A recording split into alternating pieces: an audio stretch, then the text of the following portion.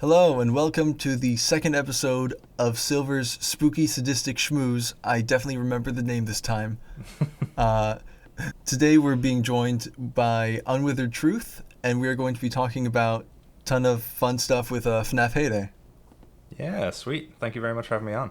Yeah, and but before we get started on the video, just to preface this, I do voice William in your FNAF Reboot projects. Yes. And the way that we actually first got into contact is something that I guess I can reveal it. It's you've been on the channel already. Mm-hmm. Yes, yeah. Basically, for our upcoming episode that's half announced at this point, a Springlock Fantasy 2026. I was just looking for people to include in the project, and he was like, yeah, sure, I guess that would be fun. And then it was less than 2 weeks later that you were looking for a William voice actor, and I was just oh yeah, I'm right here. Yeah, and I was so glad that it's funny the things that just happen by random chance, like you reaching out, and then a few weeks later I was like, I should probably get someone to do a voice for William. It's funny how things happen. It all happens for a reason, so I couldn't be happier. So I'm sure we'll end up talking about William's characterization and the performance and everything like that later on in the video. Is there anything that you want to say before we start? I suppose if you haven't seen the Heyday video, I'd recommend, because we're gonna, I assume as we go on, be pausing and stopping and talking about stuff. So I'm kind of looking at this the director's commentary. So experience the video and then come and listen to our thoughts on it and all the behind the scenes stuff, because I think it's two different separate experiences, but. Yeah, I'm really excited to talk about it because it obviously took a very long time to get this finished. But yeah, let's, I suppose, jump right in.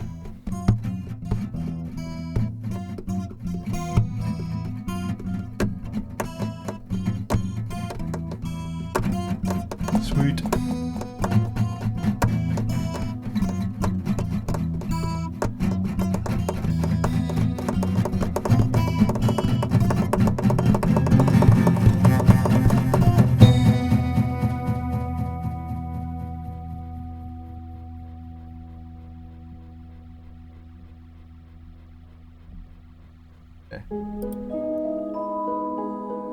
In my last video, I went through exactly what a reboot of the first I didn't realize that high GT live at the beginning.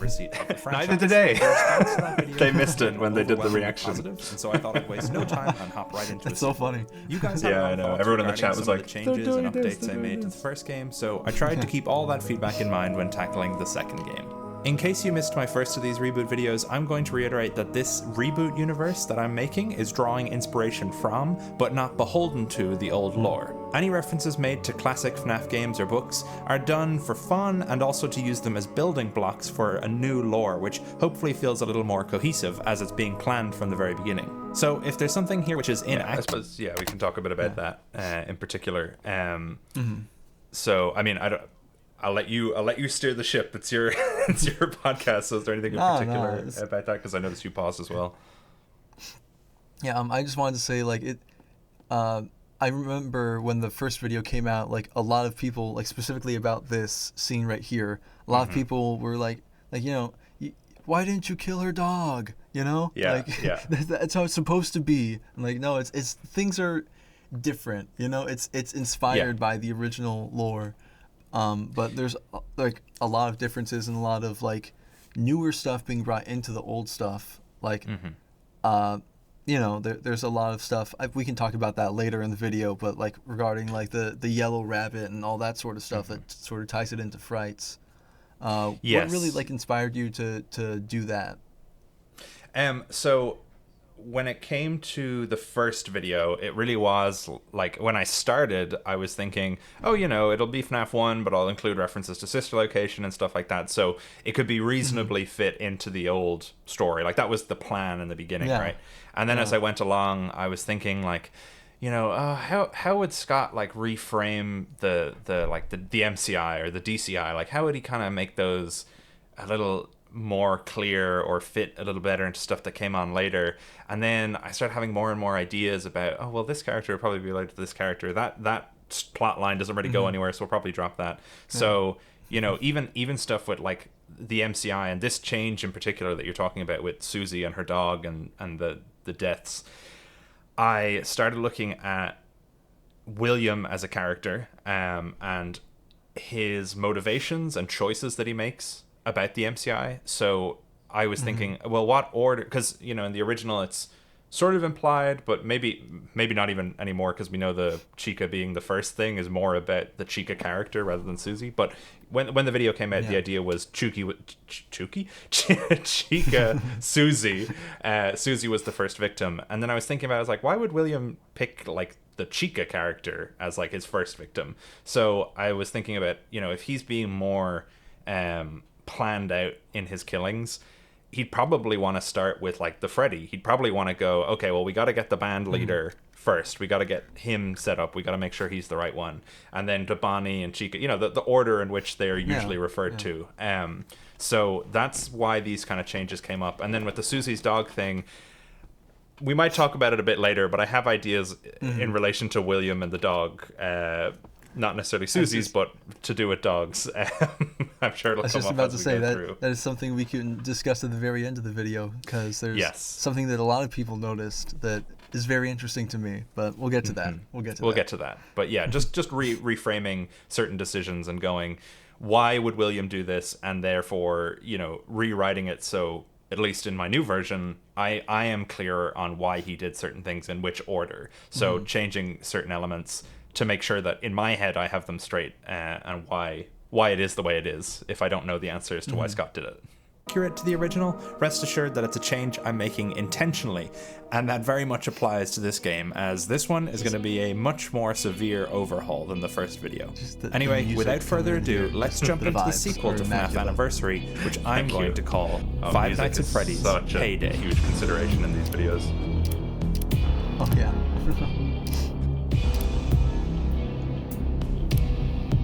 I feel like my screen is blurry and it's not really doing it justice. Like that's all good. Like, if I were him, bro. Oh no! Activates the ad blocker. I'm sure it'll work. It can be so. Oh, spoilers! Spoilers, I guess. I talked about it when GT Live reacted to that. Like just the Tom. Like, oh, that venom in his voice. Blah, blah, blah, blah, blah. I was like, yeah, I need to include that. Oh, yeah. Oh, okay. Good evening. Now, we notice you're here after this hours. is something that putting in the overtime, I Good love. for you. Afton Like, Robotics always Thank you. appreciates the hard work and dedication of its employees. I was really happy with how this particular segment turned out. It was one of the first ones I ended up working on, actually, back in like February when I started working on the video. If you have followed procedure, should be waiting on the platform upstairs. Please act. T-Dread's obviously providing the voice of Helpy, doing a great job. Oh yeah, and I'm curious. Like, did you specifically do the error, like Faith type, like? Yeah, the text to speech. Yeah, like did you specifically just choose that because it sounded like? Is it a reference to that, or is it just because it's like it sounds cool? It was more of a sounds cool thing. It wasn't a direct reference to anything in particular. Activate the retrieval button on the maintenance console to get started.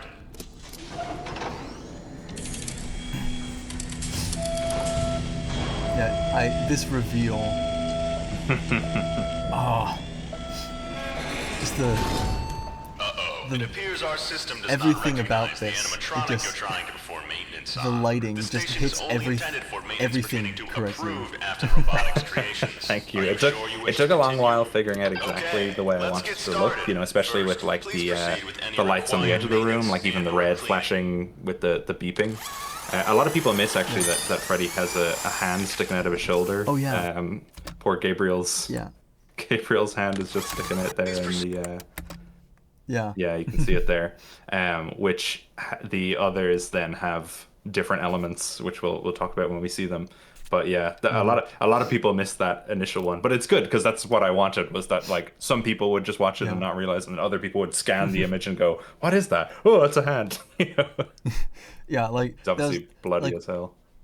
One of the first things is just like it's discerning whether or not this is like Golden Freddy or like Unwithered Freddy, just like the regular one. And then as you're going along, like trying to view it, like, Oh, that's a hand. Yeah. Oh dear. Yeah. Yeah. So it's also like firmly establishing we are minutes after the MCI. Like we are very, very close in time to when it's been committed, which I thought was something we've never really seen, is like the immediate possession of the characters. You know, like we've seen them a few years later, we've seen them before they're possessed, we've seen them years and years later on. Yeah. But like that, I was curious as to what that moment would be when they first came to life. Like what was their first thoughts or actions when they started to become possessed. And like just Good this, job. Looks good as new. the like the Before withering we and send stuff on it is back just on stage, we must ensure the animatronics Error my looks brain good going. as new.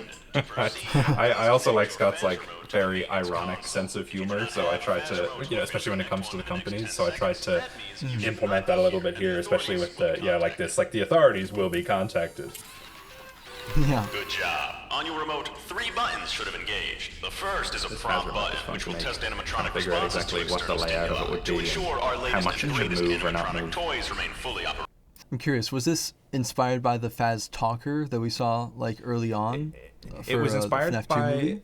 by the Faz Talker and then the Faz Wrench from Security Breach. yeah. So I thought, because I looked at the Faz Wrench and it's obviously got the Freddy color scheme and all that, and then I looked at the Faz Talker and I liked the way it kind of implemented Toy Freddy a lot. And something about this Freddy's in particular, this Heyday Freddy's, is because it's the literal heyday of Freddy's as a company, I thought having everything that they make just have the face plastered on it, you know, have Freddy everywhere, or even like the Bonnie bin later on in the office. Yeah, Benny like, the Bonnie. yeah, yeah, exactly.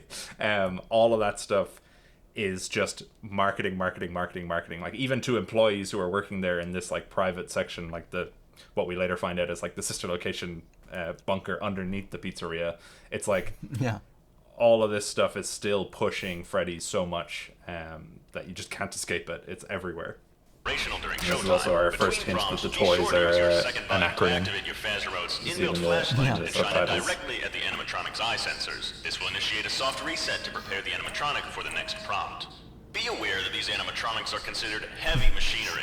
If the animatronic is not performing as expected and displays a red, there's a little blink. One of the blinks has a red eyes in the middle. to administer a controlled shock. This should promote Like doing those little. That was something with this section in particular, like having little changes that are less noticeable, or the kind of we'll see it once we kind of go in and pull back again after the first prompt.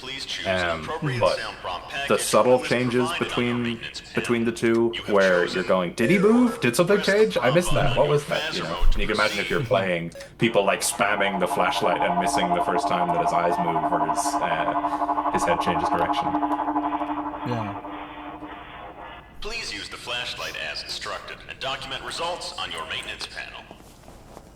Let's try again, shall we? Press the prompt. So like this is a very slightly different pose. Like you can jump between the two if you go back like 10 seconds. You'll see how. Yeah, you see just a very slight difference. Like I love that subtlety. It was something, because I know a lot of people in the first video in particular, one of the critiques that I got, and I was aware of it while making it, but one of the critiques I got was that the animatronics were too visible or moved too much on screen, which I have always been a very big critic of that in any FNAF fan projects, including like the movies and stuff. But I also am of the mind that like when I'm making these videos, the stuff that people are gonna, you know, get the most intense reaction to are the stuff that you haven't seen already. You know, so getting an animation where Freddy moves or Bonnie steps into the hall is gonna give it that like elevated sense of, oh, this is a reboot. This is something that's different. You know, whether or not if I were to make them into games, would I keep all those changes? Maybe, or all those animations? Maybe not. But this was kind of a direct response to that, where I'm like, all right, you want 3 minutes where nothing happens. Got it. Let's see if I can pull off the same kind of atmosphere without having them do any crazy movements. Obviously, we get more in a second, but you know, just that opening where there's no movement, no animations, anything like that. In your prompt package.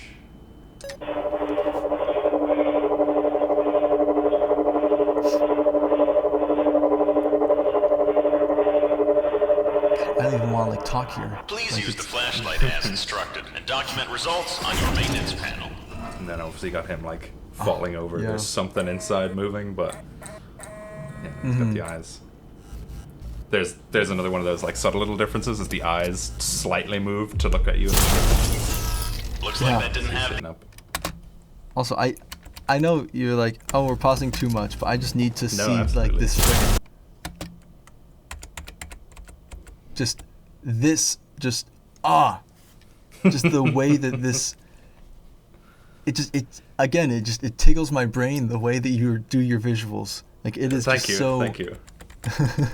We've got the table Like lighting that up underneath subtle- them, and there's also like the slight like I edited the texture slightly to have a bit more like sheen to it because it's obviously just been like power hosed down with all the blood off it, so it's more reflective than it usually is. It's like the fur is a bit Yeah. wet. Yeah. Looks like that didn't have the intended response. Let's try again, shall we? Press the prompt button to cycle to the next item.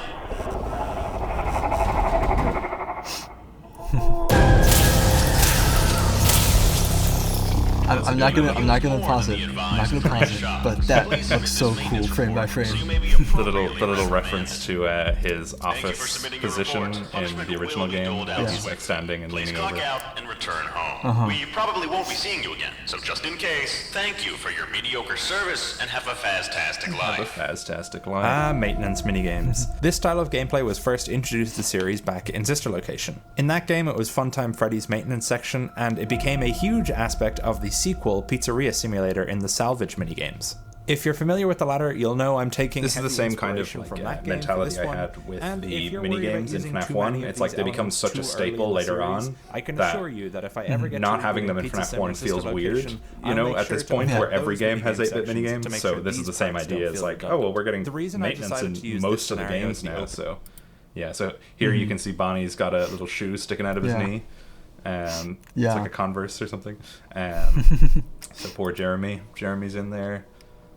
Yeah. And then we Like take his I love the way face. you just like you made this whole render and then just sort of brush past it to be like, okay, yeah. This is- Yeah, I was just like, listen, I gotta show off the other ones. People are gonna wonder what they look like.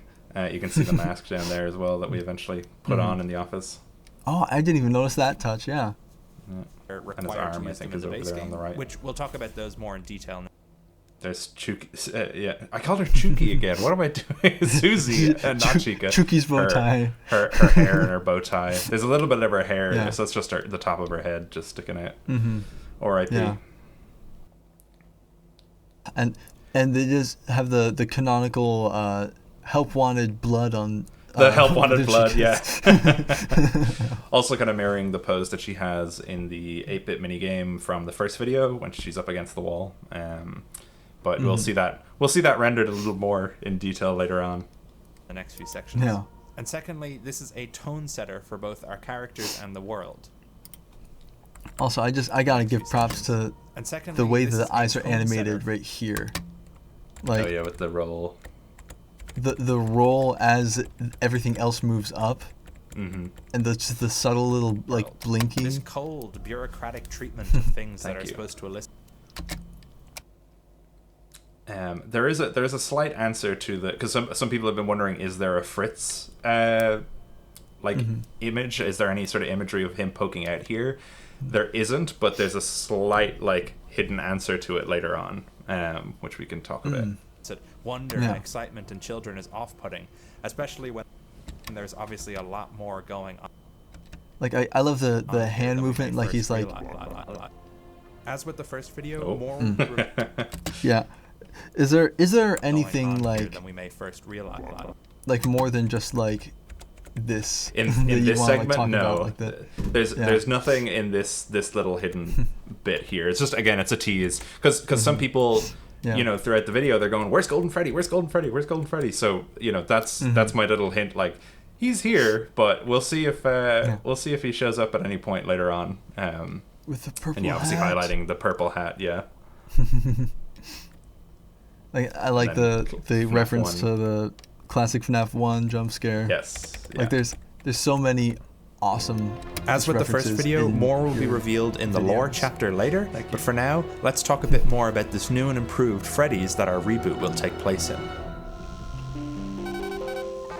This bit was fun to animate.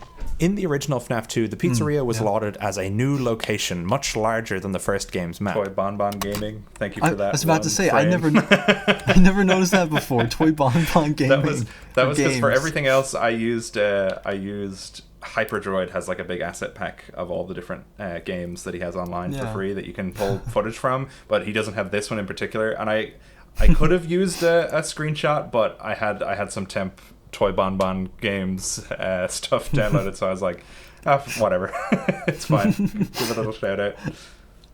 FNAF 2. I did not notice that. A new location. I think it's like the one watermark in the video. Map, with new state-of-the-art technology and overall an improvement in the company. So the first change that I'm making is that for story reasons, I thought it would work if the FNAF Heyday building and the FNAF Anniversary building were actually the same one, just many years apart. This was to make this idea work, it's a theory, I ended up going backwards from my Anniversary map layout to design this new building. And it's like, I had this in my head since the first video. I was like, they're all going to be in the one building. They're all going to be in the one location. And now I'm accidentally solving lore with these reboots. From many years earlier.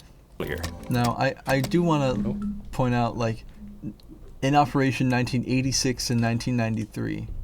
So that's just, like, another, like, cool touch. I'm just curious, why isn't it 1985?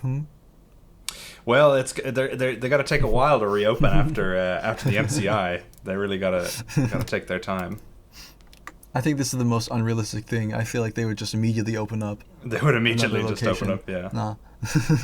Obviously, FNAF 2 is a much larger location, so I needed to keep the base of the future map and expand it outwards. So, for example, what will eventually become the security office and the prize counter was once an entryway to the pizzeria, which wraps around a serving counter in the dining hall, connected to the kitchen, which remains in place. I love how you did this in the first video, but designated employee the way lounge that next it to is these like for floor and kitchen staff the to relax on their retro, the dining like hall computer remains style mostly as it is was, but the main just so cool in stage, this which one. exists from an even No, thank earlier you. version Yeah, it of was Pizzeria, fun because has been obviously I have a lot of cordoned healthy off. stuff And the in new main this. stage is to the very Red much Room, inspired by Secret of the where Mimic. Pirates So Cove and the I thought wraparound for this arcade section, will like we someday might as well stand, show it is on actually the something location of this more than a game's security office, non-diegetic, which looks out like, onto the blueprint dining thing. hall. Parts of the building which are Grounded a little bit, unutilized in 1993. Also, actually some people expand have this noticed the space, Battlefront becoming a set of 2, hallways or sorry, which the lead to new Battlefront 1 bathrooms, for PlayStation 3 party 2 rooms, a secondary kitchen, menu sound effects in the specifically background. used for Oh. parties, Like and the manager's office. The safe room is also yet to be cordoned off, so it's now accessible from both sides, one door to the back room and the others to the manager's hallway.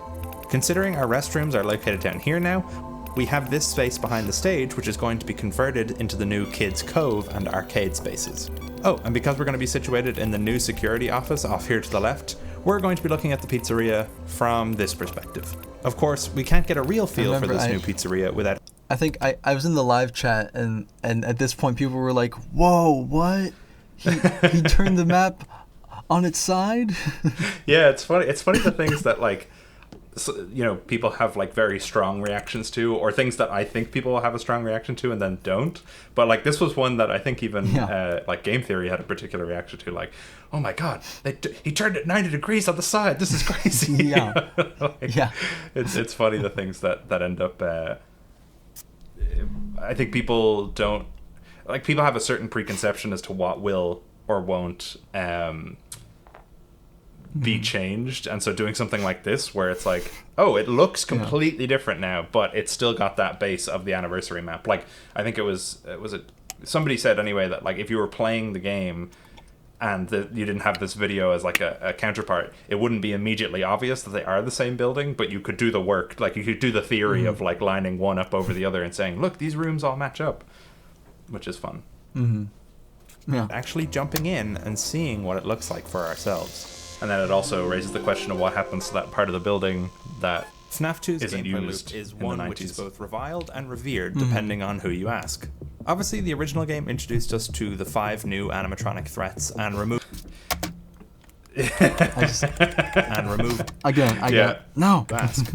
Obviously, the original game introduced us to the 5 codes new in here. Yeah. So, okay, this is also for the I keep wanting to call her Mango. It's Funtime in this continuity. Funtime, yes. Yeah. They're called Mangle as well by the staff, but yeah, Funtime the fox. Mm-hmm. Now, can you tell me where is this this clue to the code? It's a few frames before that. People were so mad about this one. This is the one that nobody found. Basically, throughout the video, there are certain numbers which change. There was one earlier on in the maintenance section. This one, I think, is the one that everyone found difficult to find. It's when the FNAF 2 logo is shrinking. Okay. So if you watch it right up until the very end, it's for like 3 frames or something. You'll see the number 2 changes there.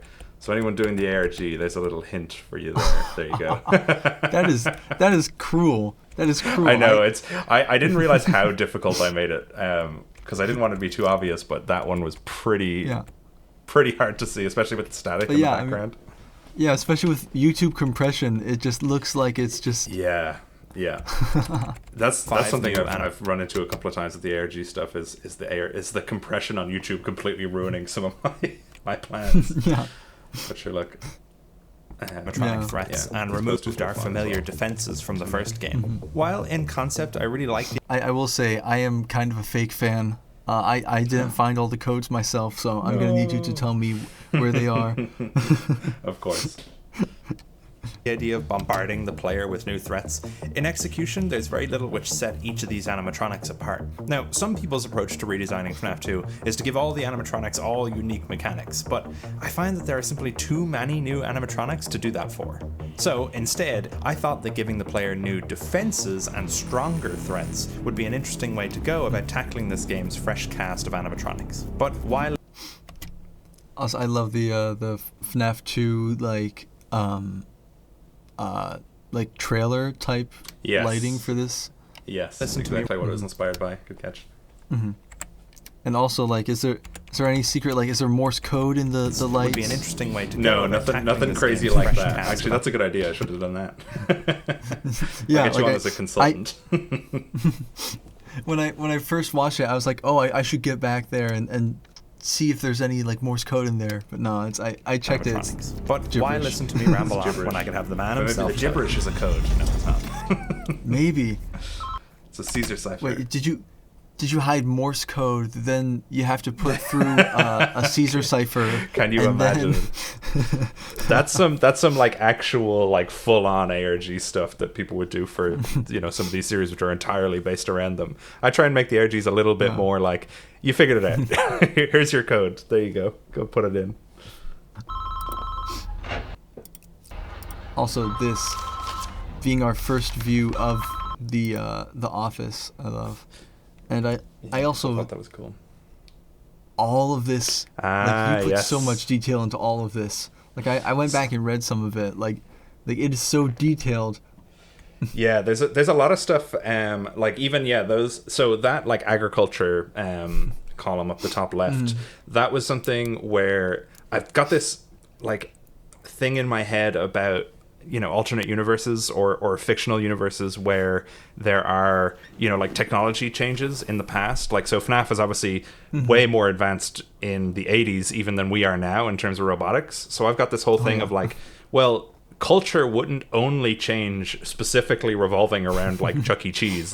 If Chuck E. Cheese in the 80s had invented super robotics would be a very important part of our culture now. It doesn't matter where the innovation comes from. It's it would impact other aspects of life. And then in the sports column, we've got lions which is a reference to the Secret of the Mimic lion costume in a varsity jacket. So I imagine that the lions are the Utah team. Or the Hurricane team or something like that. And this article on the right here, the Hurricane Church Set Centennial, I was able to go back and find the Daily Herald from Utah from this exact date in 1985. And there is it's not a Hurricane Church, but I think it's in Salt Lake or something. There is a church, and it's the title is whatever city church set centennial. And I think that the byline is a reference to a couple of the people that worked on that paper. And then the body of that article is a hodgepodge of the actual story. And then we've got some FNAF references in there, Father Arthur whatever his name is. It's lower down, but he's the one from Fazbear Frights, from the Man in Room 1280. And then I think the weather report as well at the bottom is taken from the exact newspaper that day in Utah. Yeah, scattered thunder showers ahead. That was taken one for one from the original paper. We also have the Freddy and we also have the Freddy and Friends Toy Town Troop cartoon referenced here in the article about what the new toys are based on. So the idea is that the theory that the toys are based on toys in this continuity is like 100% true, and the Toy Town Troop is like the new spin-off from the old cartoon Freddy and Friends, so which was also a spin-off from Fredbear and Friends. So Toy Town Troop is the series which follows this particular cast of characters. Literally hidden like in here is like mentions of William Afton, Afton Robotics, all this sort of stuff, and Father Arthur Blythe. Like just the fact that there's so much detail packed into just what is it, like 5 seconds? 5 seconds. That you actually see that bottom part. Well, so like the way I look at making these videos is I'm essentially trying to give the illusion that like somebody's playing this game. 2.5 seconds. Yeah, I know. But I'm like, I know there are people who will pause it and read the whole thing, word for word, and I know that people will put things together and figure things out. So. And it's a joy for me as well, because I get to because I have all these ideas in my head, so I'm just like, I can make that a little hint here or a bit canon or whatever. So I enjoy doing it, but I am also, I'm insane. I am terrible at choosing what should and shouldn't go into the game based on my own time. But, it's fun. Yeah, and also, something I wanted to mention is that I had an idea of, like putting in like a Springlock Failure some homages to your stuff specifically, especially because like now with like the Ticket to Fun pretty much confirming Charlie died at a Freddy's in the regular games. I'm like, okay, well I'm not gonna change that for the remaster coming soon. I'm not gonna be like fully change everything, so I'm sort of making it my own. And I was thinking of like putting references and stuff like to the Toy Town Troop and stuff like that. If I ever cool. get to that sort of stuff. Absolutely, I actually, you can see when we get to the arcade later on, you'll be able to see the toys that they're based on. The Toy Town Troop boxes are actually like up on the shelf. So, I didn't notice that. See them in detail. Yeah. Again, I've only watched this like 2 or 3 times. Like ish. Wow, how could you? Only 2 or 3 times, you I'm crazy. I'm sorry. How dare you? That's the idea as well, is it's getting people to, or giving people something that they can, go back and look at the details, watch it once through and just take it at face value and then look in a little deeper and all that kind of stuff. It's Ralph. If you're hearing this, it means I figured out this also, Ride-Toast returning. New renovations, new systems. Great job. Hey, new night guard. It all went smoothly today for the opening. I was very curious about like JJ's whole like the way that you like turned her into just like another balloon boy, because like a lot of people were saying like you should move Balloon Boy around and stuff like that. Yes. So like if you were to make this into an actual game, would you change it so that it's just Balloon Boy and he has like a recharging balloon, you can like move him around? People have given a lot of good suggestions. Like I say it in the balloon part, give me your suggestions for what I should do with Balloon Boy, because this was like my main issue with this mechanic is nothing to do with the actual mechanics themselves, but more so that like, why would they have a balloon serving like characters here, like at this part of the pizzeria? But then tying it in like that it's part of the security system kind of made it a little bit better for me. But there's definitely a lot of things you could do with Balloon Boy and JJ. I think it was just me going, 2 doors, 2 balloon characters. I can put them both there, or 2 similar looking characters, and then they're a little more distinct. But I'm sure when we get to the balloon part, there's a couple of different things we can talk about. And one particular thing which I kind of neglected to talk about when it came to Night 5, but I'm sure we'll get there. So let's hope that continues with your shift. I'll be honest with you. Nights at this place can be pretty boring, but uneventful is exactly what we're going for. Now, apologies for this, but I gotta do the whole manager thing, you know. Hello and... I'm curious, what are these like in the background here? So that's like that's right next to parts and service, which is actually a room we never get to look into in the video. But that's like, and basically we're right on the edge of the dining hall, and that barrier is just like stopping kids from running that way. So it's like an unused table and some broken chairs and like party decorations, basically. So if one of the tables is broken or one of the legs snaps off or whatever, they can replace it pretty quickly. Yeah. Welcome to the new and improved just that sense Freddy is kind of a Fazbear's lived-in place. A magical place for kids and grown-ups alike where fantasy and fun come to life. And here we are in the safe room. The way that it is like so desaturated, it's more desaturated even like compared to the toys because they're old coloring. Yeah. But like. Yeah, there is definitely, I think, a bit more desaturation and dimness in this one. Yeah, like I love Chica's almost gray. Congratulations on your new summer job as a nighttime security guard. This building has been fitted with state-of-the-art security and surveillance technology. There's Freddy around which has been now actually fun little thing that gets a little bit lost in that kind of desaturation. Right to the left of Freddy, you can actually see the shadow of the Spring Bonnie costume. You can see it just on the wall, so it's up above the like red. It's really hard to see, but you can kind of see the outline. Yeah, there. So that's his head, and then there's the two ears poking out. I see that now. Yes, you'll see the shadow in the memory section when we get to it, but that is just a very, very subtle one, which I didn't mean to be as subtle as it was. But yeah, you can just spot him there a little bit. This is why I'm so glad that I got you on this podcast, because I would have never caught that. Yes, they didn't write that. Nobody would. It's okay. Yeah, there's the Toy Town Troop there up on the shelf. Obviously, they didn't write that. So I love the random rubber chickens. Yeah, you just have hanging here. Trying to figure out what the hell they'd have in an arcade. But yeah, you can see the boxes there for the toys up on the second shelf, and. Like, for example, each of them, again, this is stuff that nobody can see in the video, but like they each have special features, and Toy Chica's special feature is that she can take off her beak, and then Funtime's feature is that like she can pop apart and be put back together. So you can kind of see it there, like her tail and her leg are separate from her body, which is like, again, because they're trying to build the toys to be, or build the animatronics to be like the toys, so they have all the same features. Yeah, they're making the toys. Yes, exactly.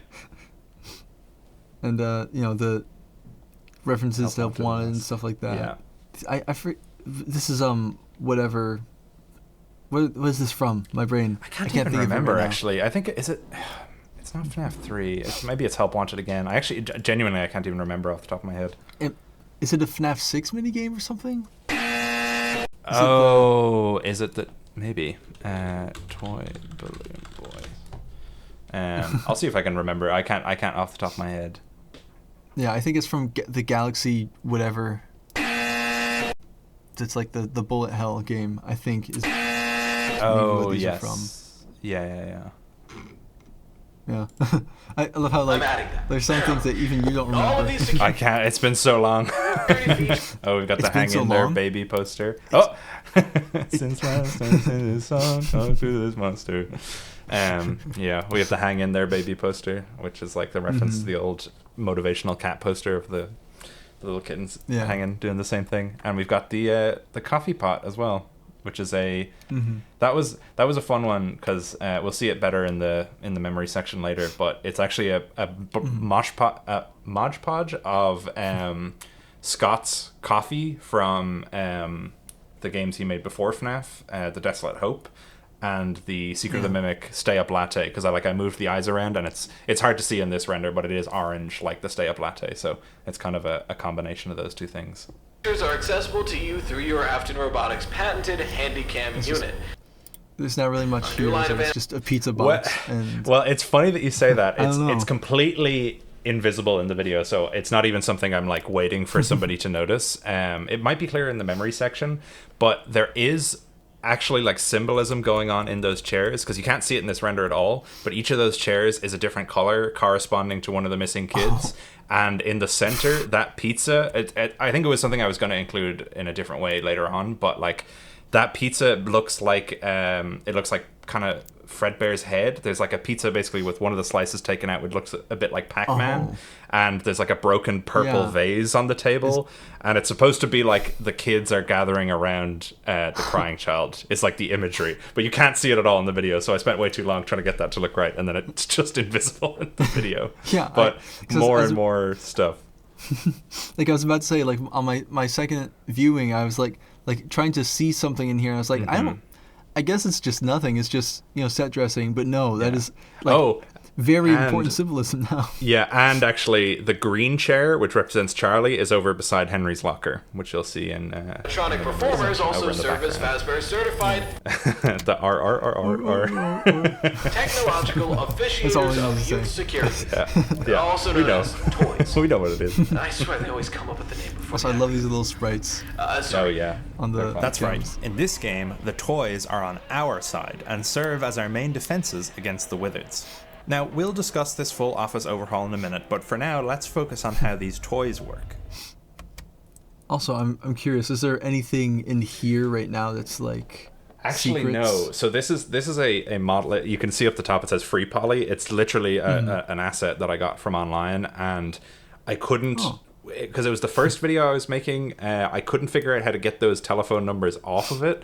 But what my kind of workaround was that each of those numbers have a 0 in it, and the website, which has the codes for the code breaker, has no 0. So I was like, nobody's gonna be, and people commented all the time like, I can't seem to put in that code. I guess it's nothing. So the workaround worked, I guess. Our new line of toys can be directed through your Handycam unit to obstruct or distract any potential threats to Fazbear property. Yeah, there's just a bunch of technobabble after that, so I'll skip over it. Basically, Bonnie and Chica make a bunch of noise, and Freddy... Oh yeah, and this is another thing that, like, you only, like, get on your second and third viewing, is that in the background, this is the office that's, like... Yes, it's Ralph's office, exactly. Yeah. Yeah, I've never seen anyone point that out, so yes, you're right. Using your camera map, you can move the toys animatronics from room to room, where... Also, I never realized this is Tom's first voice line. This is his first voice line, exactly. Where each will... Come on, Using your camera map, you can move the toys animatronics from room to room, where each will carry out their own specific function. So many people were confused as to whether it was Matt, Pat, or Tom, because he did a great job. It does not sound like it's just Tom with a filter on it. Which means you can't just spam them from room to room. So he put his heart into it. You have to be more strategic about their placement. Bonnie and Chica also There's a subtle breathing animation going on there as well before the lights turn on. Completely disable all animatronics.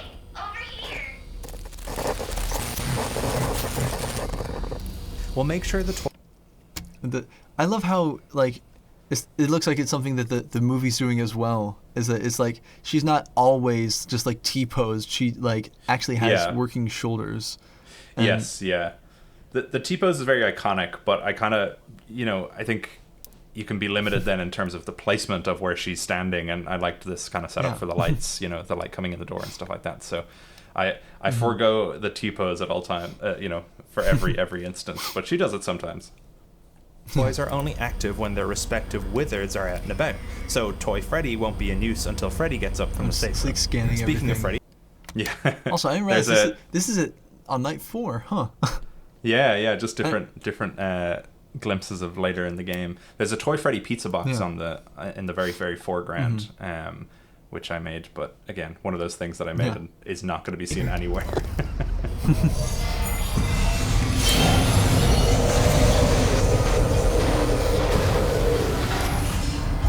Just Candy. the fact that you go from that and then immediately, oh hey, there's Candy Cadet. He's just chilling out. Yeah. With it circled doing Toy Freddy. You're my friend. Oh yeah, and I love that you can also see like all this stuff over here, and also I love just the sheer detail of the inside of the model and the way that it like shines. Just really I have to say that the Withered models are they're called the Withered Remastered pack, which is by I have them up here. Who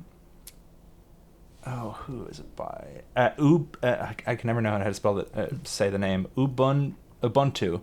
Ubuntu is a Blender artist or a FNAF artist on DeviantArt and other sites. So the withered models in particular are really good because they have that super detailed endoskeleton inside them, to the point where I had to delete a lot of random screws and bolts which you just can't see anywhere on the model because they were taking up too much space in the scene. But they're really really detailed models. They're great.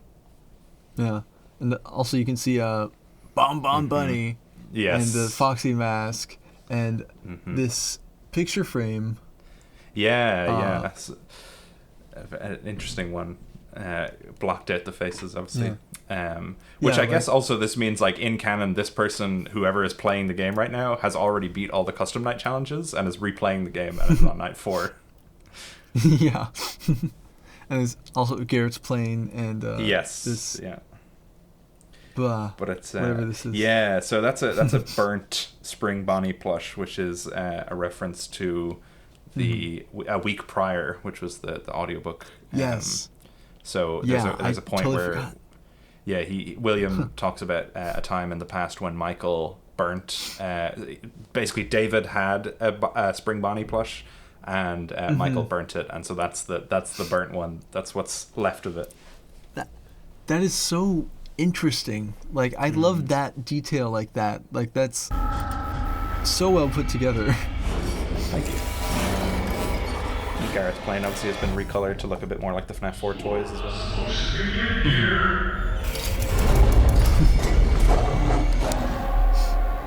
Now, you might be wondering what inspired this change, and it was honestly my rejection of FNAF 2's lack of importance in the cameras. Blizzard did such a good job. I was so happy when I got those lines back. I was like, oh, awesome. It's just like playing nights. And there wasn't honestly much need to know where the animatronics were. As long as you were ready to put on your mask, you could pretty much avoid each of the animatronics besides Foxy, and he's down the end of the hole, so you're almost encouraged not to go on the cameras too often. With Heyday's toys system, the player needs to keep track of the withers and make sure that they're managing their defenses well. They have to be ready to move Toy Freddy into Withered Freddy's paths, or to set Bonnie up nearby Withered Bonnie to make sure that he's slowed down on his way to the office. If the animatronics ever do make... Yeah, this is hypothetically something that I think would make the gameplay... obviously, like you said in your Q&A stuff, it would have to take a lot of play testing, but I like this general idea of bringing it back more, using the cameras, because that is, I feel like there's the way that you use the cameras for Springtrap, especially compared to like FNAF 2, it is like night and day how little they mean. Yeah, the way I think about it is, in your head, if you've been with the series for a long time, especially since the first game, the cameras in the first game are so iconic in a sense where you can see a render of a FNAF 1 camera and you get nostalgic about it. You can go, wow, that's the you immediately know what camera it is, what the scenario is that you're looking at, and you can relate to it. I don't have, and you have that with 3, and with looking at the bedroom in 4. I don't really have that with 2 though. I see a render from 2 and I go, oh yeah, that's one of the party rooms, I think. You kind of, because most of 2 you spend looking at the puppets camera. That one's super iconic. Yeah. But all the rest of them are very you barely ever look at the stage. You barely ever look at the Kids Cove, and it's got all the rooms kind of have a similar vibe to them. So that was something in this that I was like, if I'm going to make the cameras important, I also want to make the rooms quite distinct from one another, and each of the angles need to be very different. It's not just party rooms 1, 2, and 3, and 4 all look identical, pretty much. Not me critiquing Scott's anything Scott did, but just when I'm looking at it with a critical eye, what do I want for my version? Their way to the office, we're keeping our mask and flashlight mechanics intact from the original. From the desk-mounted console, the player can retrieve their FAS remote from the maintenance section and use the flashlight to stall animatronics that make it to the hallway. This console can also be used to charge the flashlight, as it will have a lot less battery than in the original version. In the event that the animatronics ever actually make it to the office, we can pop on an old Bonnie mask, I wonder where that came from, and wait for the animatronics to go about their business. Yeah, had to bring it back. Yeah. So this is another thing, is with playtest, oh yeah, there's one of your codes, exactly. Yeah, I did notice that on my first viewing. Yes. Yeah, the the toxic meter, it's another one of those things with this version where it's like, are there too many mechanics? Like, would you just get rid of the mask, or would you get rid of the flashlight or something? Because there were a lot of things to keep in mind when you're playing this version. So toxic meter was something I was like, I want to bring it back, especially if you're wearing Bonnie's bloody face. But you know, it's just something that I thought would be a fun way to bring it back, and most people actually that I've seen reacting to the video have recognized the toxic meter as something like, oh yeah, I remember that, and you know, people talking about stuff that was deleted from the original. Taking some inspiration from the unreleased dev version of FNAF 2, this mask mechanic has a timer, meaning you can't just hide in the mask forever. This also encourages the player to handle the threats before they make it to the office, as if they get too close and you have to wait for multiple animatronics to leave, you'll probably not last very long in the mask, considering it's a very musty, moldy, not made for human respiratory systems animatronic face. I honestly doubt you'll have need for most of the security stuff. Worst I ever had to deal with on the night shift were some bored teens trying to make trouble. Ended up using a Freddy mask to blend in with the merchandise until they left. Yeah. I had a cut line where he said, kind of like E.T., you know, like where E.T. hides with all the stuffed toys. But that was another thing where I was like, would E.T. exist in this universe? Would the E.T. movie have been exactly the same? Probably not. So I just cut it. Are you saying E.T. doesn't exist in your Reboot universe? I actually thought it would be kind of fun if E.T. did exist, but that instead of like, you know, actual 80s technology, they were using like super advanced animatronic technology to make like a real E.T. Like movies would absolutely be using the kind of After Robotics animatronics, because you know, why would you need for why would you have a need for like Jim Henson ones when you could have one that could walk around and talk and do all this stuff? No hate to Jim Henson, just, you know, logically in this universe. So in your Reboot universe, the Jim Henson, like the Jim Henson creature shop, like all that sort of stuff that is in our world, like a part of the FNAF movies, like is just like sort of out of like, it's obsolete. Less it's Or obsolete. something I also thought could be fun is maybe in this universe, maybe the Jim Henson workshop does exist, but it's actually even more advanced than the FNAF robots because they've got more money. So like in the way that Chuck E. Cheese robots aren't as advanced as like Jim Henson ones, the Jim Henson ones in this universe would be able to do like 100 more things than the After Robotics ones, if that would be possible. Maybe they could make a sentient E.T. But anyway. Okay. So you heard it here first. E.T. is canonically a real sentient animatronic in this universe. Maybe the Star Wars prequels wouldn't have had so much CGI. They would have just had more advanced animatronics. Yoda's real. Is that what you're saying? Yoda's real? Yoda's canon. But hey, I'm sure you'll do much better. Okay, Jerry, it's been a long day, so I'm gonna catch some shut-eye. If you need anything, just let me know by tomorrow night, and we'll sort it out.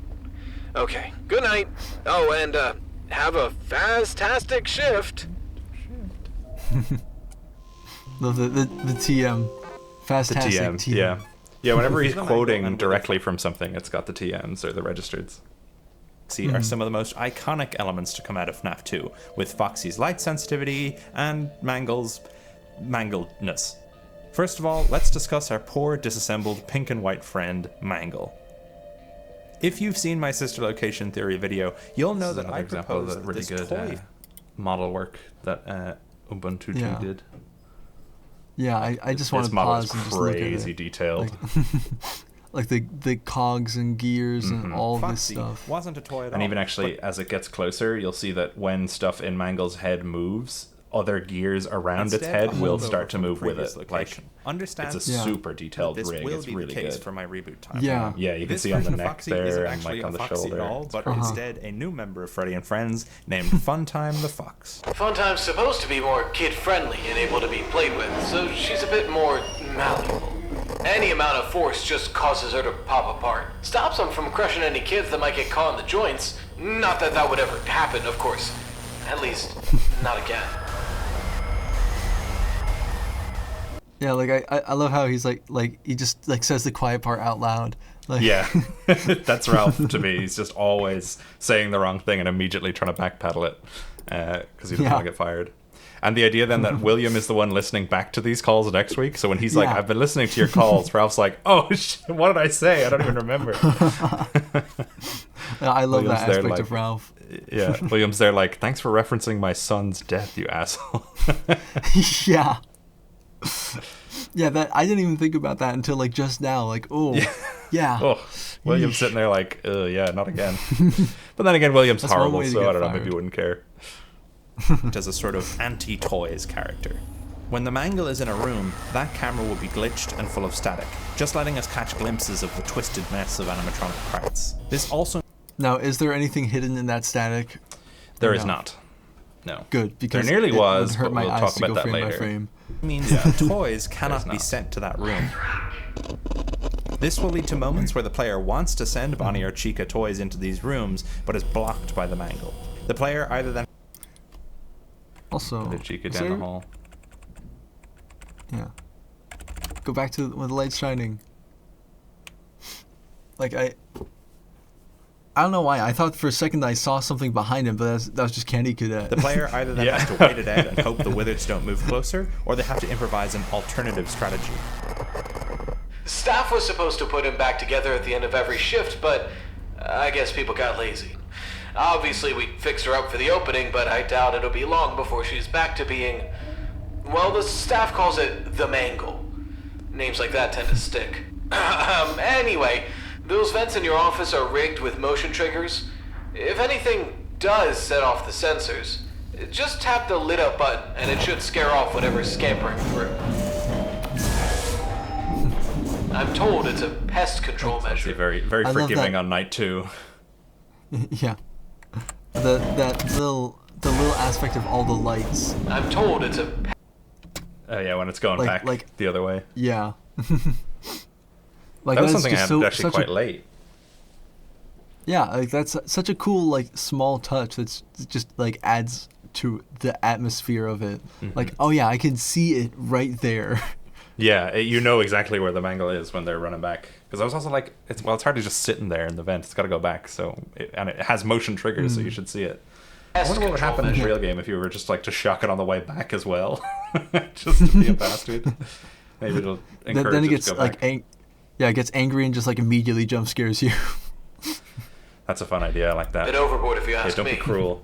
As the nights go Yeah. on, Mangle will try and make its way through the vents toward us more frequently and will move more quickly, making it a mad dash to zap her before she Duh. makes it into the office. That was me Players- having written that like text and then rewatching it and going, yeah, obviously that's all of them do that. So I just added that quick enough to in. catch him with these controlled shots.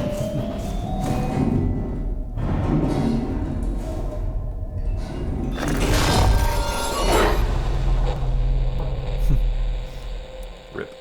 Obviously, we have no toys equivalent to deal with our shy pirate the friend. details so I'm not gonna pause instead, on, we're but- going to have to deal with him in There's so another way many. once he Actually, this activates bit, on night 3. that like little bleep that happens when the eyes light up, that was actually the craziest thing. I put in the music, and the music has instead, those we're bleeps, going to have but to it was deal when I was with trying him to in figure out what music I should have, I just placed it randomly, and it synced up perfectly with his highlights, and I was like, well, I guess I gotta keep this music now, it's perfect. Yeah. in another way once he Sometimes that activates happens, on just those night little 3. random In this game, the moments front of- office of, door from the original has of been chance that replaced just with a are large so window. great. Throughout the night, the player will catch glimpses of his shadow Also, I from the the- original has been this- replaced with a large window. Him Throughout running across the... the night, yeah, The player- like literally like will catch like just mad dash, just like Yeah. running so fast. It's crazy how imposing that glimpses of becomes. his shadowy. Like, I don't he's even know like if you can his way broken see it down on minor the area, in this closer. render, but he actually pushes those barricades that we were talking about earlier that are on the left of the stage. He actually pushes those out of the way. So if the game were real, you'd open up the cameras and they would be like on the floor. Game, the front Yeah, office I'm door curious from if the we can original see has that been then. replaced It's with a probably large hard to see window. on the with the. No, you can't. It's with that like extra filter. Yeah. I did animate it, Yeah, but it's just with all the volume and everything, it's very hard It's, like, to right to see. there-ish. Yeah, exactly. Yeah, it goes flying. can- Though. He hits it at some speed. The night, the player Yeah. will catch glimpses of a shadowy Foxy progressing his way through the diner area, closer and closer to the player. The player will have to be prepared to flip the switch next to the office window to turn on the main lights, which will freeze the Pirate Fox in place. This way, we keep our light sensitivity for Foxy intact without losing his more unique approach to attack from the original. It's also a subtle reference to the fun with plush trap minigame from FNAF 4, which I always thought was quite cool. This version is definitely less punishing than that game, with a much larger window, pardon the pun, to catch Foxy in. Hitting the light switch too early will mean the player loses access to it for a short time, indicated by the power box fritzing out. Again, another pun. Alright, sorry. Obviously, we don't want that to happen. I put that in for anyone who didn't know what the pun was. But as if Foxy gets too close and we don't have the switch to shut him down...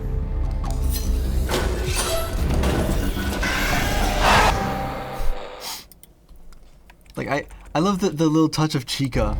Like, yeah, this is another so thing. mad at him. Like, dude, come on. Yeah.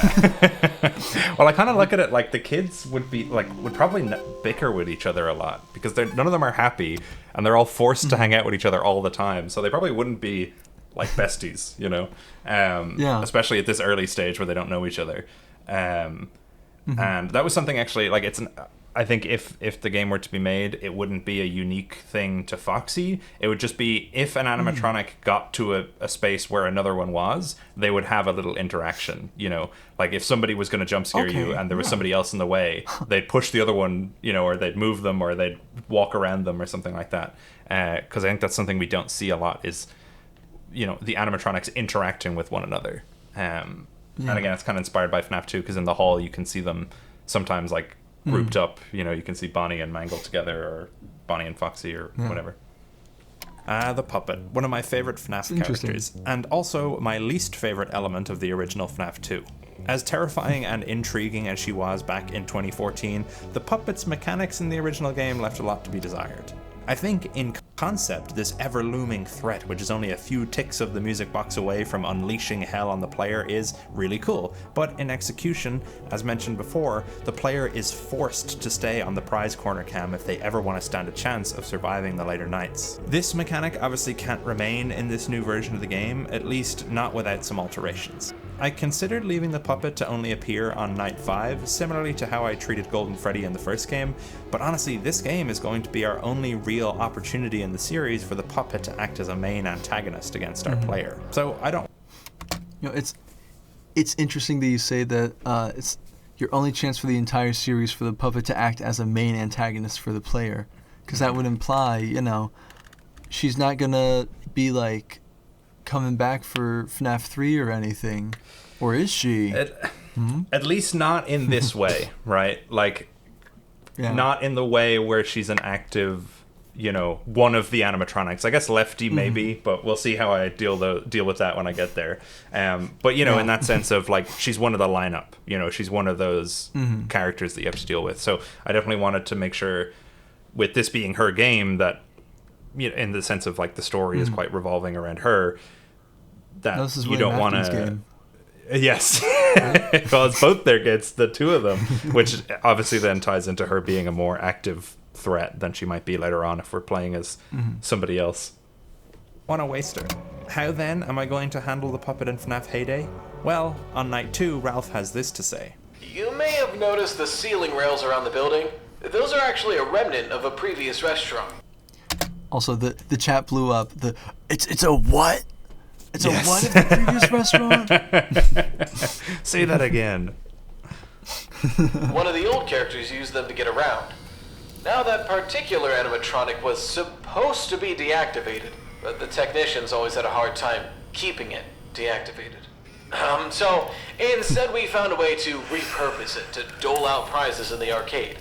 To keep it functioning though, it needs to come out of its box every now and then to glide around so its servos don't lock up, which it does at night. Yeah, look, before it was a gift giver, it was sort of a precursor to the current security bots.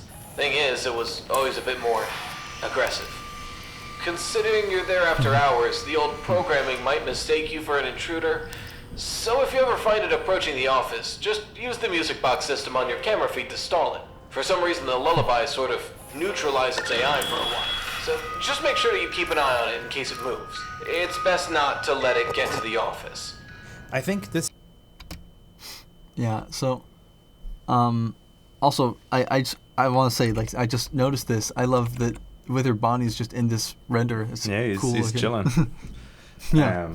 Actually, I think I have a render of Withered Chica there as well, which might show up later. I tried to, again, it's that sense of, even if I'm not putting attention on it, like the background, footage, quote unquote, is supposed to be of someone playing it. So like if someone's recording their gameplay, it's not going to be the same render every time, or like Chica's not on stage in this one, for example, because he's moved her down to Party Room 3. Yeah. But I love the way that you have Ralph talking about the puppet, especially, given anniversaries stuff that happens. Like it definitely ties into like I love that line in the real FNAF 2, which is I never liked that puppet thing. It was always thinking, and it can go anywhere. So I love that characterization of the puppet being this creepy thing that's been around for ages, even before other stuff was acting creepy, and Ralph noticing that and just not messing with it at all. So I tried to lean into that a little bit here, especially with all the like pizzeria sim stuff that we find out about the puppet being an old security system. Yeah, spoilers. Jeez. Oh, sorry. This system for the puppet keeps the same spirit as the old version, while making sure the player still has to use the camera systems to their full extent. The puppet is much... Oh yeah, so I see... So making sure the player still has to use the camera systems to their full extent. So that's the music box being active, and if that turns off, you gotta reactivate it. Yeah, it's just, like, it's funny, like, how, like... Again, maybe you didn't put as much thought into this as I'm overanalyzing it, but like the active camera you're on is green, so you couldn't really make it like green for Charlie, but you made it purple because like. Well, we find out later where this music box idea comes from, so it kind of relates. It ties in. As the old version, while making sure the player still has to use the camera systems to their full extent. The puppet is much easier to keep in place than the other animatronics, but letting it slip away from its current position will mean it's one step closer to nabbing the player. This ups the tension and means the player will be panicking more and more as the puppet's inevitable crawl towards us progresses. Now, you might be wondering, what will stop players from just keeping the camera on the puppet the same way as they did in FNAF 2? Well, not much, honestly, but the point is that the rest of the camera system is equally as important. As mentioned before, the Withered still have to be monitored throughout the night, so yes, while you can sacrifice using the cameras to keep the puppet at bay, it means you're not able to deal with the other threats as efficiently. The most effective strategies require a balancing act of the cameras on all your threats, not just the puppet like in the original game.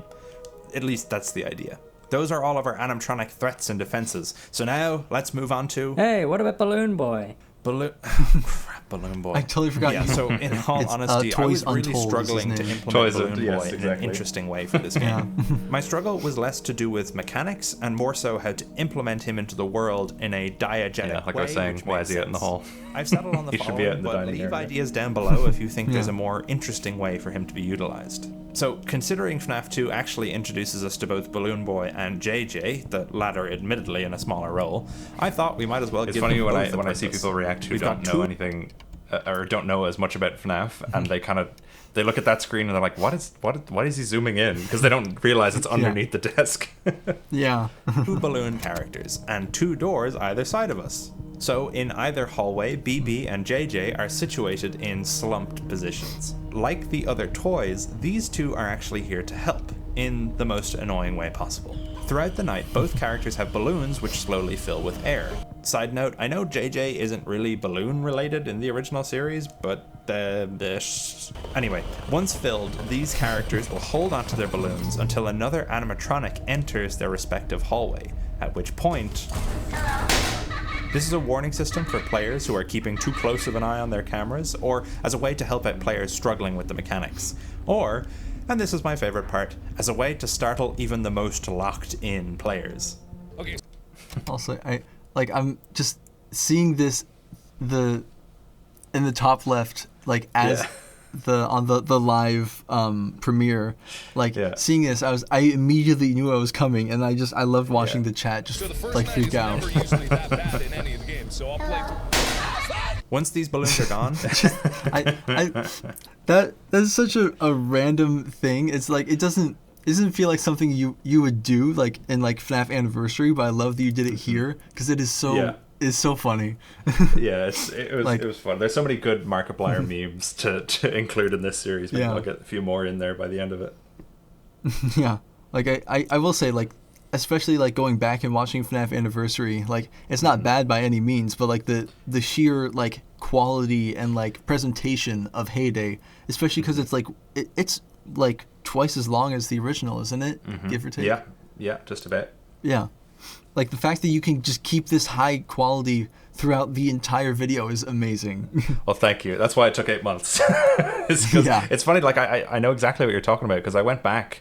I'd say I was 2/3 or maybe 3/4 of the way done with Heyday, and I went back to look at something for Anniversary, and I was rewatching it, and I had this moment where I went, oh my god, I've like tripled my workload on this one. Like I in my head I had this idea of what Anniversary was, and then looking back at it I'm like, man, this is quite the leap from 1 to 2. Like there's a big difference in how much I'm showing and how much in the original that I kind of went, oh yeah, and this would happen, but I'm not animating it, you know. So we'll see how I do for 3. We'll see if I have to up the ante anymore. Well, I mean, you know, if you do need any more William Afton in 3, I'd recommend having, you know, just like an hour straight of just like William voice lines for the 3rd video. I think perfect is what the audience wants. That'll work out. That's what everyone. Yeah, exactly. They're gone. You could potentially have a system where they replenish, but I don't want it to become a case that you just have to wait for the balloons to pop throughout the night to know where the animatronics are. They always seem to come up with the acronym before the name. Or the name before the acronym. Everything comes together on night 5. Night 5 starts as the prior 4 have, a call from Ralph addressed to Jerry. Except this time, Ralph's not alone. Hey, Jerry?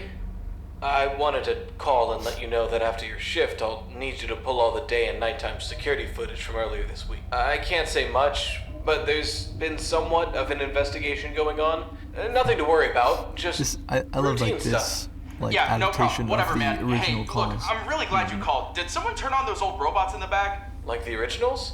I don't think so. Why, what's up? Look, I know this is gonna sound crazy, but they're not in the back room anymore. What? They're moving around the place. On their own?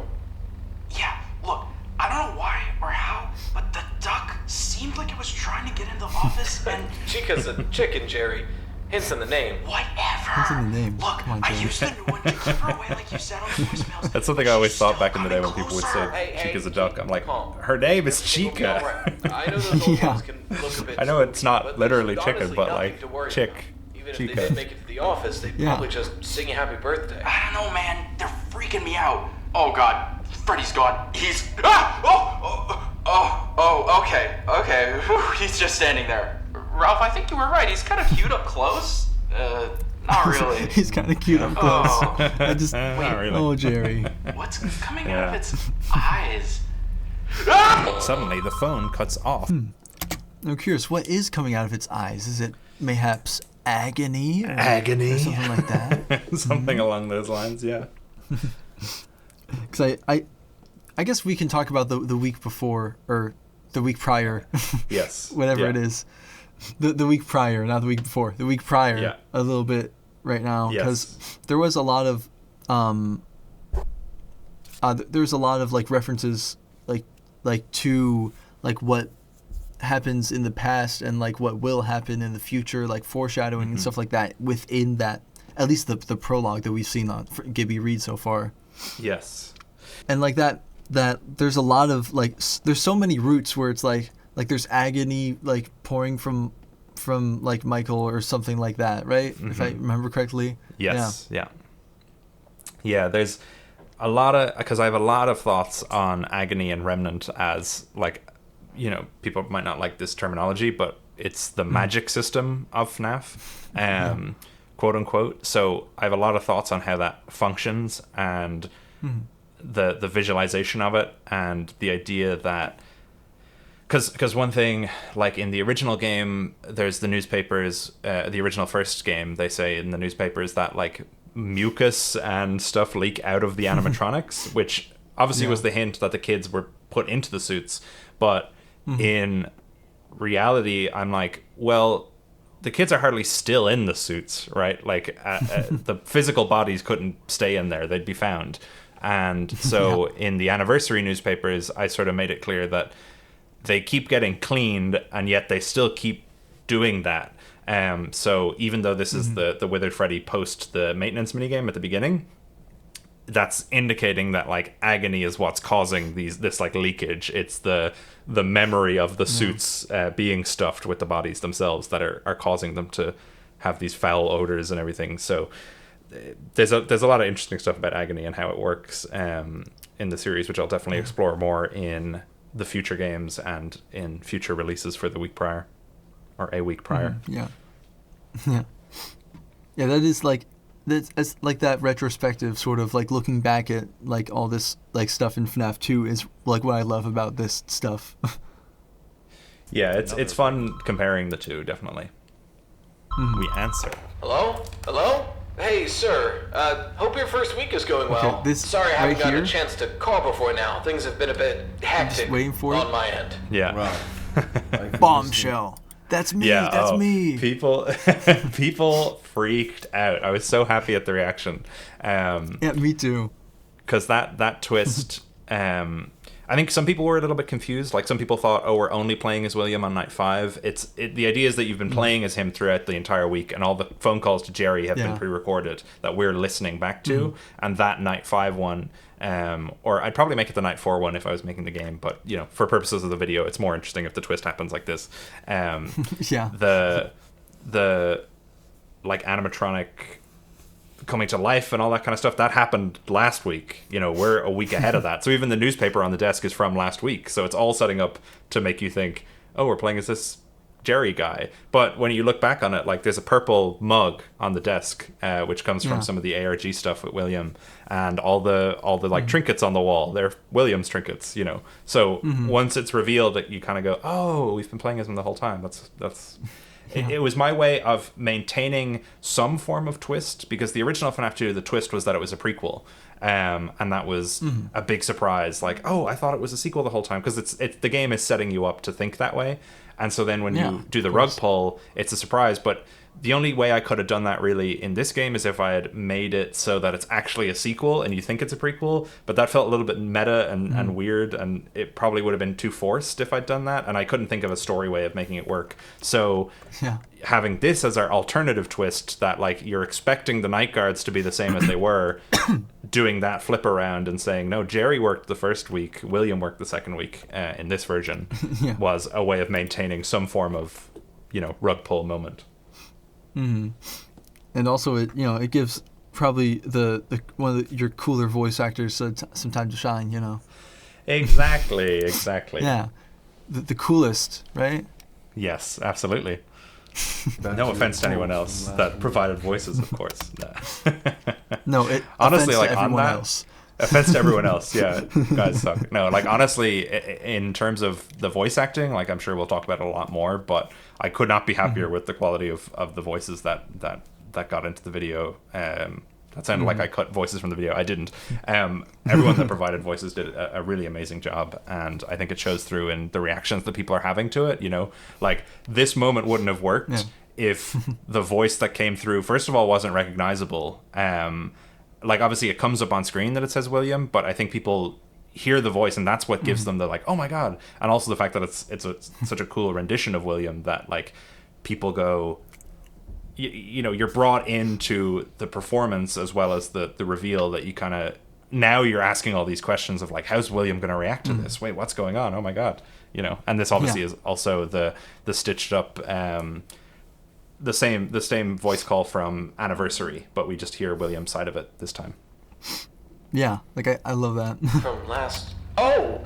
Sorry, sir. I didn't realize they were still on the system. Yeah, this is Ralph being like, what did I say on those calls? What did I say? Oh, shit. Evidently not. Right. Well, pardon my asking, Love sir. how What on earth are you little doing interest there? William has in Didn't you get the interacting memo? with Ralph. Memo.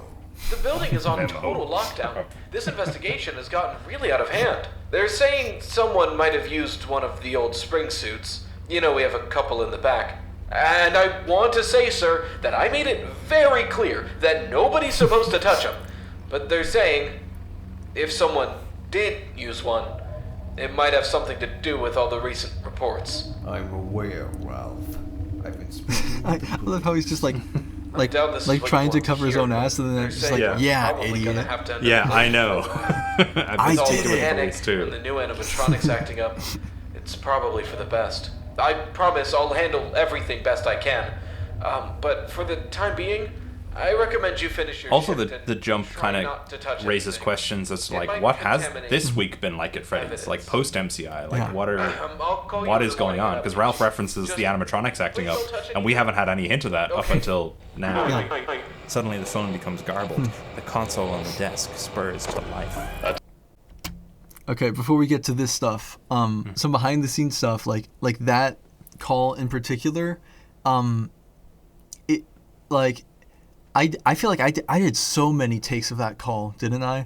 Yes. Oh my God. You do so many takes of every line that I give you, which is amazing because I'm going through and I'm like, okay, what is the exact right? And what's great is when you're providing the alternative voice lines, it's not just this, because sometimes what you can have happen is like you tell someone to do a couple of different versions and they basically just say it the same way, but a little bit louder, a little bit quieter, but you always give a different intonation on each reading, or a different mood, or a different emphasis on different words. And then it's my job to go through and be like, what sounds right in comparison to, you know, like when I'm going through Raito's lines, like how do I sync those up to make sure it sounds like there's a call and response kind of thing going on, which is really wonderful. But yeah, that call in particular, there were so many takes. Yeah, like I was like, okay, this is such a big moment. I need to make sure that this is perfect. Like I'm so like glad that I got to be a part of this project, because it is like so awesome. Like just to see everything, and you know that extra like 4,000, almost 5,000 subscribers I've gotten from it. That, you know, that's not too shabby either. Which I'm delighted that's happened, by the way, and I hope this continues that trend. Suddenly the phone becomes garbled. The console on the desk spurs to life. Attention, power levels unstable. The following systems are experiencing malfunctions. Music yeah, like this is also like accompanied with the whole the William reveal. Yes. This is this line that's like oh shit. Yeah, Charlie is ready to throw hands. She's been waiting all week. Yeah. And like I love that, like I love this little touch that you can see her, like the puppet right here. Like, yes, yeah. I love that. Like that is such a subtle thing. She's everywhere. Yeah.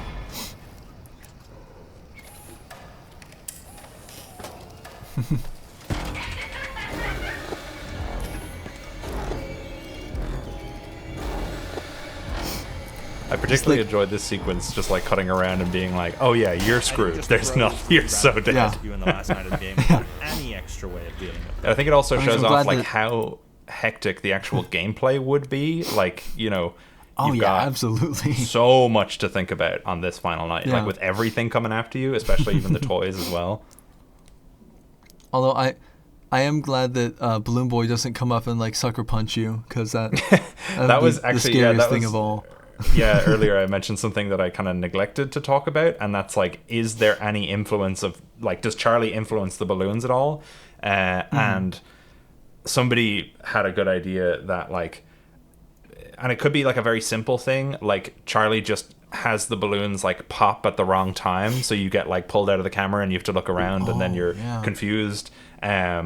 Or it could be like I think somebody suggested like a balloon like covers the Foxy switch, so you have to like burst the balloon and then pull down the switch, which I quite liked. So like a couple of different ideas as to how to implement those as threats, but I think having them not be taken over also kind of works, because at least you have some idea of what's going on. Yeah. At the night, the animatronics will one by one be reactivated for a moment, and you have to move them away from the office. Then they'll go back under the puppet's control and continue moving back agony towards you. on the Also, floor there as yeah, well, where I they used to be standing. Then they'll go I love that. Like this, it's a very subtle touch, and like some people might think, oh, it's blood. Yeah, well, that's kind of agony is like some weird physical manifestation that is similar to blood in like texture, but definitely a lot darker. Somebody above, I think it's the person directly above me is playing like a movie like way too loud, so that's fun. You have to hit the ceiling with a broom. I don't have a broom.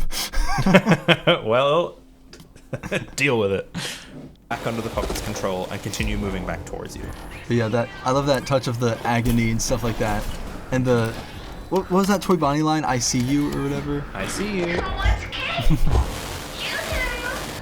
All the while, we've still got the Wizards approaching us, and the puppet will slowly be moving closer to the office. She's preoccupied by controlling the toys, so she's much slower than on other nights, but her advancement is clear and direct. Okay, I love that. This frame. Oh yeah, the little drop down she does. Yeah. Is clear and... Because I really like the idea of her being on strings, while also being an animatronic, you know, that can move of its own volition, but is mostly carried by the strings. It makes her very dynamic in her movement, because you've got all the vibrations that have to go through the strings, and she's moved around and stopped and all that kind of stuff. You'll see that now when she gets to the office as well. Yeah, sorry, give me a second. It's all good. I'm Nightmare Freddy and I'm in your head. I'm Nightmare Freddy and I'm in your bed.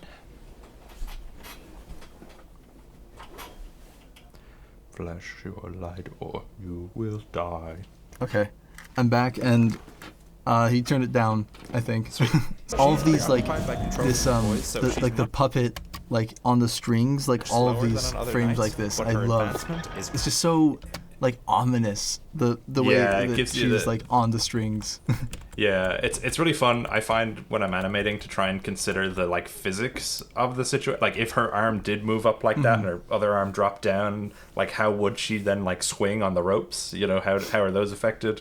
Especially like where those contact points are. And like I have a whole idea in my head as to how those strings work, like in terms of what the actual like connector piece is above them. Like she can let more string down or up on both arms, and then the whole thing moves along the ceiling rails. Like I think a lot about the like minute details of the movement, and then she obviously has her own like endoskeleton inside that, which is allowing her to move it a bit more. Yeah, I'm curious, like, about like how do you view like her endoskeleton? Like that's something interesting that I've always curious of. Something like, when people think about it. Like I compared it to, I think we'll probably see more of it in a future game as to how it worked as a security system, but you'll kind of see it a bit in one of the mini games later on as well. But like I see it as her arms are made to like wrap around somebody, kind of like a slap band, you know, those where you can like slap them onto your wrist and they wrap up and around you. That's kind of how I see her, like tendrily fingers that they like snap around your wrist to like restrain you. So I imagine she's got like a very malleable endoskeleton in like the arms, like a lot of individual bones that are kind of connected together on like hinges or ball joints, and then the main body is a very thin, like it's not made to walk around on its own. It can, but it's very flimsy. But those like arm pieces are strengthened by the number of connections there are in them, and they're made to kind of wrap around and stay strong. Yeah, that's really interesting. Eventually, the puppet... It's always something I'm curious about, like how people view her. Yeah. Yeah, some people think she doesn't have any endoskeleton. Or...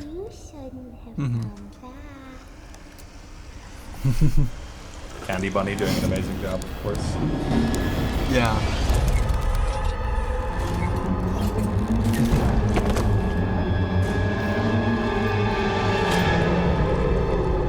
God, I love this, just how it's so slow. It's like the zoom out just subtly.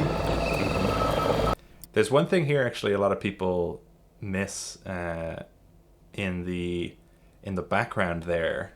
it goes in sync with the. Maybe you'll notice it if you jump back like 10 seconds and then jump forward. Oh, that's actually probably the wrong. Yeah. It's just behind the puppet if you keep an eye out.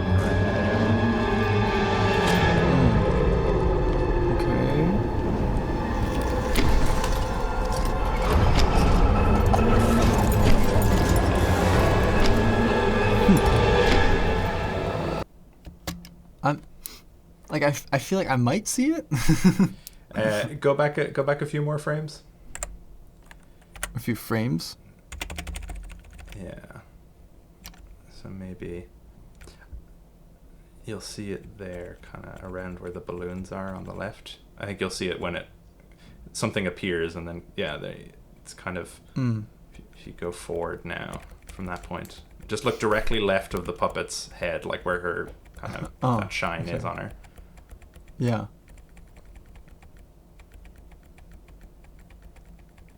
Yeah. Oh, okay. I see that. Yeah. I think I see yeah, you've got the mess in the right place. Yeah.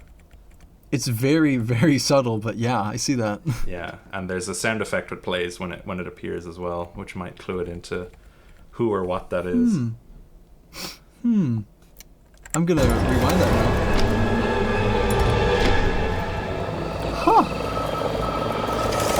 We got a little bit of an observing spirit coming in. Interesting. I really did not even notice that. Like on a lot of like, people haven't. A couple. Yeah. I think a couple of people have. I think a couple of people have noticed who that might be with the pigtails in the back.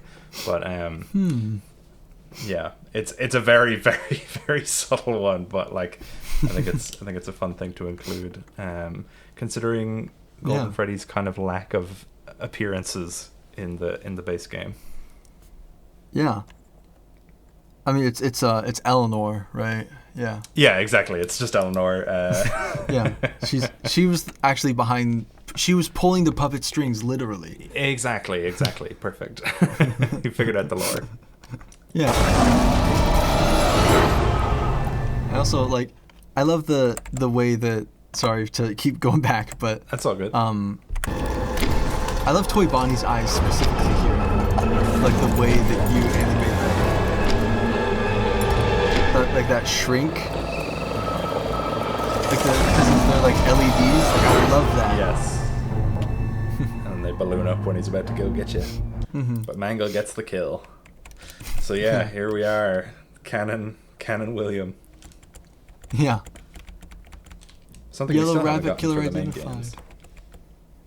Yeah, which is it's still crazy to me that we haven't seen him like in the games. Yeah, you'd think we would have at this stage, but no. Yeah. Maybe we'll get it in Abyss. Yeah, and we'll also see Michael and Henry and Charlie and like. Yeah, exactly. Like there's so many important human characters that like barely have like canon designs. Yeah. That's one of the things that about the series that's like I wish that would have been more of a priority for like when it was like finally like, okay, here's fully animated humans, we're going back in time, you know. It's perfect time to do it. We might see it because we seem to be maybe going back to the sister location bunker, so it'd be the time to show it, but I guess we'll see. Yeah. This newspaper is interesting because obviously it's from like an alternate universe where William gets killed instead of going on. But there's a lot of stuff in here that if you like go through the full newspaper, you can put a lot of pieces together from stuff that it's not the stuff that does happen, it's the stuff that doesn't happen. Like the things that they figure out in this timeline are things they don't figure out in the other timeline. Like you can read, there's like co-founder Henry Emily already suspected former partner, which even though this is the alternate timeline, it's like that's still true of the real timeline. It's just that they don't ask Henry because they think that he did it, you know. And there's some interesting stuff about his kids a bit lower down. Like there's just the sheer amount of detail that you put into all of these newspapers. It's just Oh, this is also another one. Actually, you mentioned it earlier. The stuff at the top of the page. Not to go back further, but there is. I've basically set it up like this is the good timeline, and the real timeline is the bad one. So like in this newspaper, it says that the Lions, the team mentioned at the beginning, win their game, but in the other, like the ending newspaper at the very very end of the video, you might not even be able to see it. It's probably later on when I show it again. It says that the Lions lose their game in the real timeline, which is just like, why would that change? But yeah, it's like they have like a 5 victory straight. Basically, they've got 5 victories in a row. You can read straight. Yes, yeah. There's a later point in the video where I show the full. See, this isn't the canon outcome for the game, just a what-if scenario that our player is privy to without discovering the true secrets buried deeper within this game's lore. And speaking of which, I'm trying to get like just to the very end to see like photograph of the disused yellow rabbit mascot costume linked to William blah blah blah. What? Oh. But I love this aspect of it. Found among obsolete animatronics and pizzeria equipment in the back room at Freddy Fazbear's Pizza, manager Ralph Burgess confirmed that Afton personally ordered the Springlock suits withdrawn from staff use. So like Ralph is like a part of this like good ending of like helping them gather all this info and like stuff like that. Like I like that. And it's interesting as well when you compare it to the true ending newspaper later on. Ralph's like role in that newspaper as well. First video in this series, I want to try and keep the original spirit of FNAF 2's story intact, though as you can probably already tell, I have some much bigger changes in mind regarding this game's story. One thing eagle-eye viewers of the last video may have noticed was that in the flashback arcade minigames, the walls of the MCI pizzeria were plastered with posters of the toy animatronics. And yet they still maintained this was something a lot of people did not. Pizzeria were plastered with posters. Very few people picked up on it, but the people that did were confused or had already figured out that the DCI wasn't going to be a thing. Yeah, I never noticed this Funtime of one. the toy animatronics. And yet they still maintained the June 1985 date of the original series. That was the one exactly from While some thought this might be a mistake, this is actually my first major change. It's technically a continuity error, a retcon. They can just have multiple posters, I think. That's true. Yes, you're right. It wasn't a mistake. It was purely intentional. The one retcon of the reboot is that poster. Yes. Yeah. I love that you like give us a direct timeline here. It makes everything so much easier in discussion. Like I'm sure that if you hadn't done this, a lot of people would have said, you know, what if Heyday actually was like after a week prior and blah blah blah, and it's a week prior to Heyday. That was like, something actually. For this. You're welcome. That was something Gibby, because when he was reading the week prior a good while ago now, he was like texting me in between, like when he'd read chapters and stuff like that, and I think there was I caused a bit of confusion because I started talking about the reboot at the same time as we were talking about the book.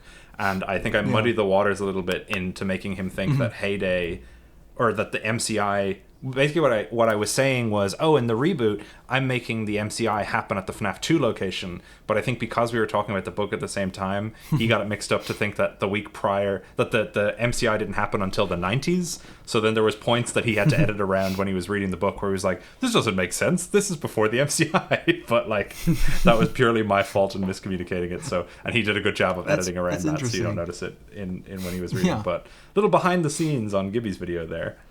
While we have it brought up, let's talk about a week prior a little bit, because I love like your prose that you write. You. It is like, especially like from the mind of William Afton, like having this like this sophisticated, flowery prose.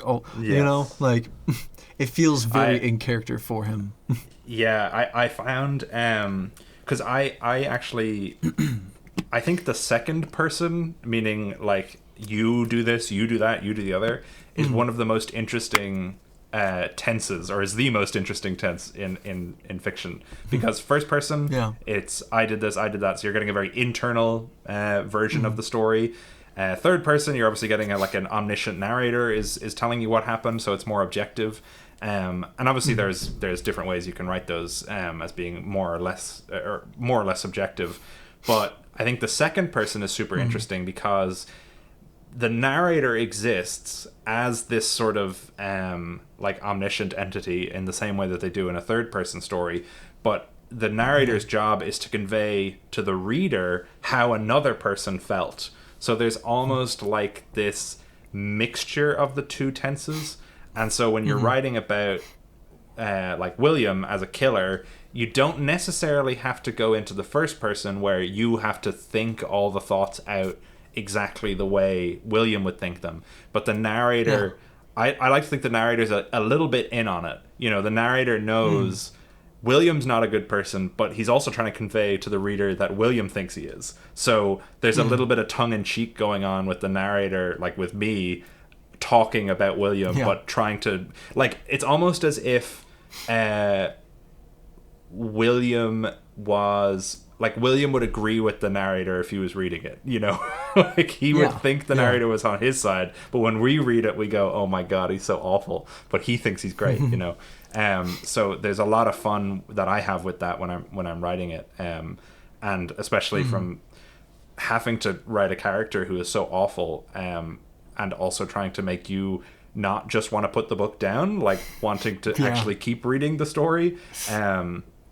And I think that's something with the reboot in general, trying to convey the depth of evil that William has, and we'll obviously see a bit more of that when we get into the minigame section, but like showing the actual reality of what he's doing. Because with the mainline series, yes, it's true that he's a child murderer, and yes, it's true that he did all these horrible things, but because we don't usually get into it, for, you know, reasons which Scott, I'm sure, has, you know, not wanting to delve into those, but like when you stop and think about it and have to convey it and actually show what a child murderer is like and is thinking, even if it's tied up in all this like silly sci-fi stuff, it's still, it just like hits you in a horrible, like guttural place where you're just like, ugh, he's awful. Especially in the week prior when he showed such a terrible father as well, to Michael, and like, how abusive he can be. Yeah, like, fuck this guy, man. Like, you suck, William. 100%. Yeah, he is really, really awful, but he thinks he's not, which I think is important, and also trying to maintain a little bit of that. Like he's not. I don't see him as super cartoonish. Like obviously he's performative and he's theatrical, but he's still quite grounded in his evil. Or at least I try and convey him in that way, that he's not super villain-esque. He's more like a horrendous serial killer who is just directing his serial killerness into more silly sci-fi stuff. I mean, I try to convey him that way too. Yes, exactly. Yeah, like he's got that flair to him, but he's still quite, you know, grounded. You know, he's still pulling on the regular emotional heartstrings. He's not Palpatine, you know, wringing his hands and cackling, you know, which I think you bring like a lot of subtlety to him.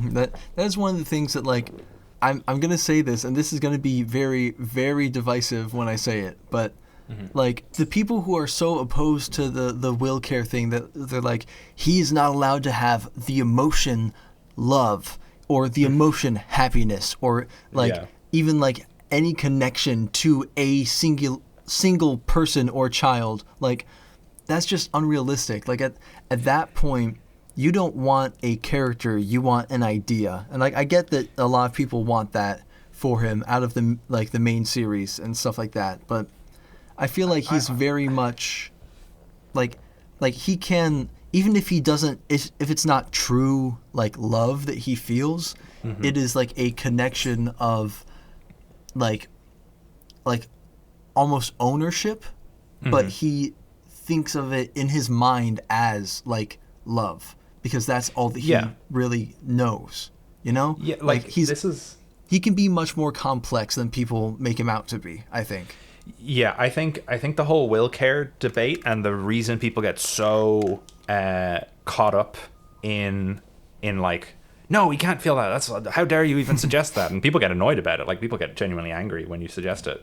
Is because people conflate William caring about people or thinking he cares about people with making him a sympathetic character or an empathetic character. Where I look at it, I'm like, just because William cares or is doing something out of love or his twisted version of love doesn't mean I'm agreeing with him as an author or as a viewer who's interpreting them that way. Exactly. Like, I'm not saying, oh, well, William did it because he loves his kids, you know, so that makes it okay that he killed all these other kids. It's like, no, he can think that he's doing it out of love, or he can be genuinely inspired by love, but it's doesn't just, like, so it's another thing of, like, abusers in real life are not good people, obviously, doesn't need to be said, but, like, abusive people also, not, like, some of them are, obviously, but most abusers aren't, like, complete psychopaths that have absolutely no feeling. They are extremely damaged and warped people that fail to take accountability or responsibility for what they do. And oftentimes that is accompanied with this, like, misrepresentation in their own mind of, like, what they're doing. And, like, just because somebody is abusive doesn't mean that they don't think that they love the person or that they care about the person. And it's a weird thing with FNAF as well. Gibby has talked about this a lot, where I think particularly FNAF fans or the FNAF community are, it seems anyway, that a lot of FNAF fans are fans of FNAF, and, like, that's the thing that they really like, and that's the only thing they kind of engage with.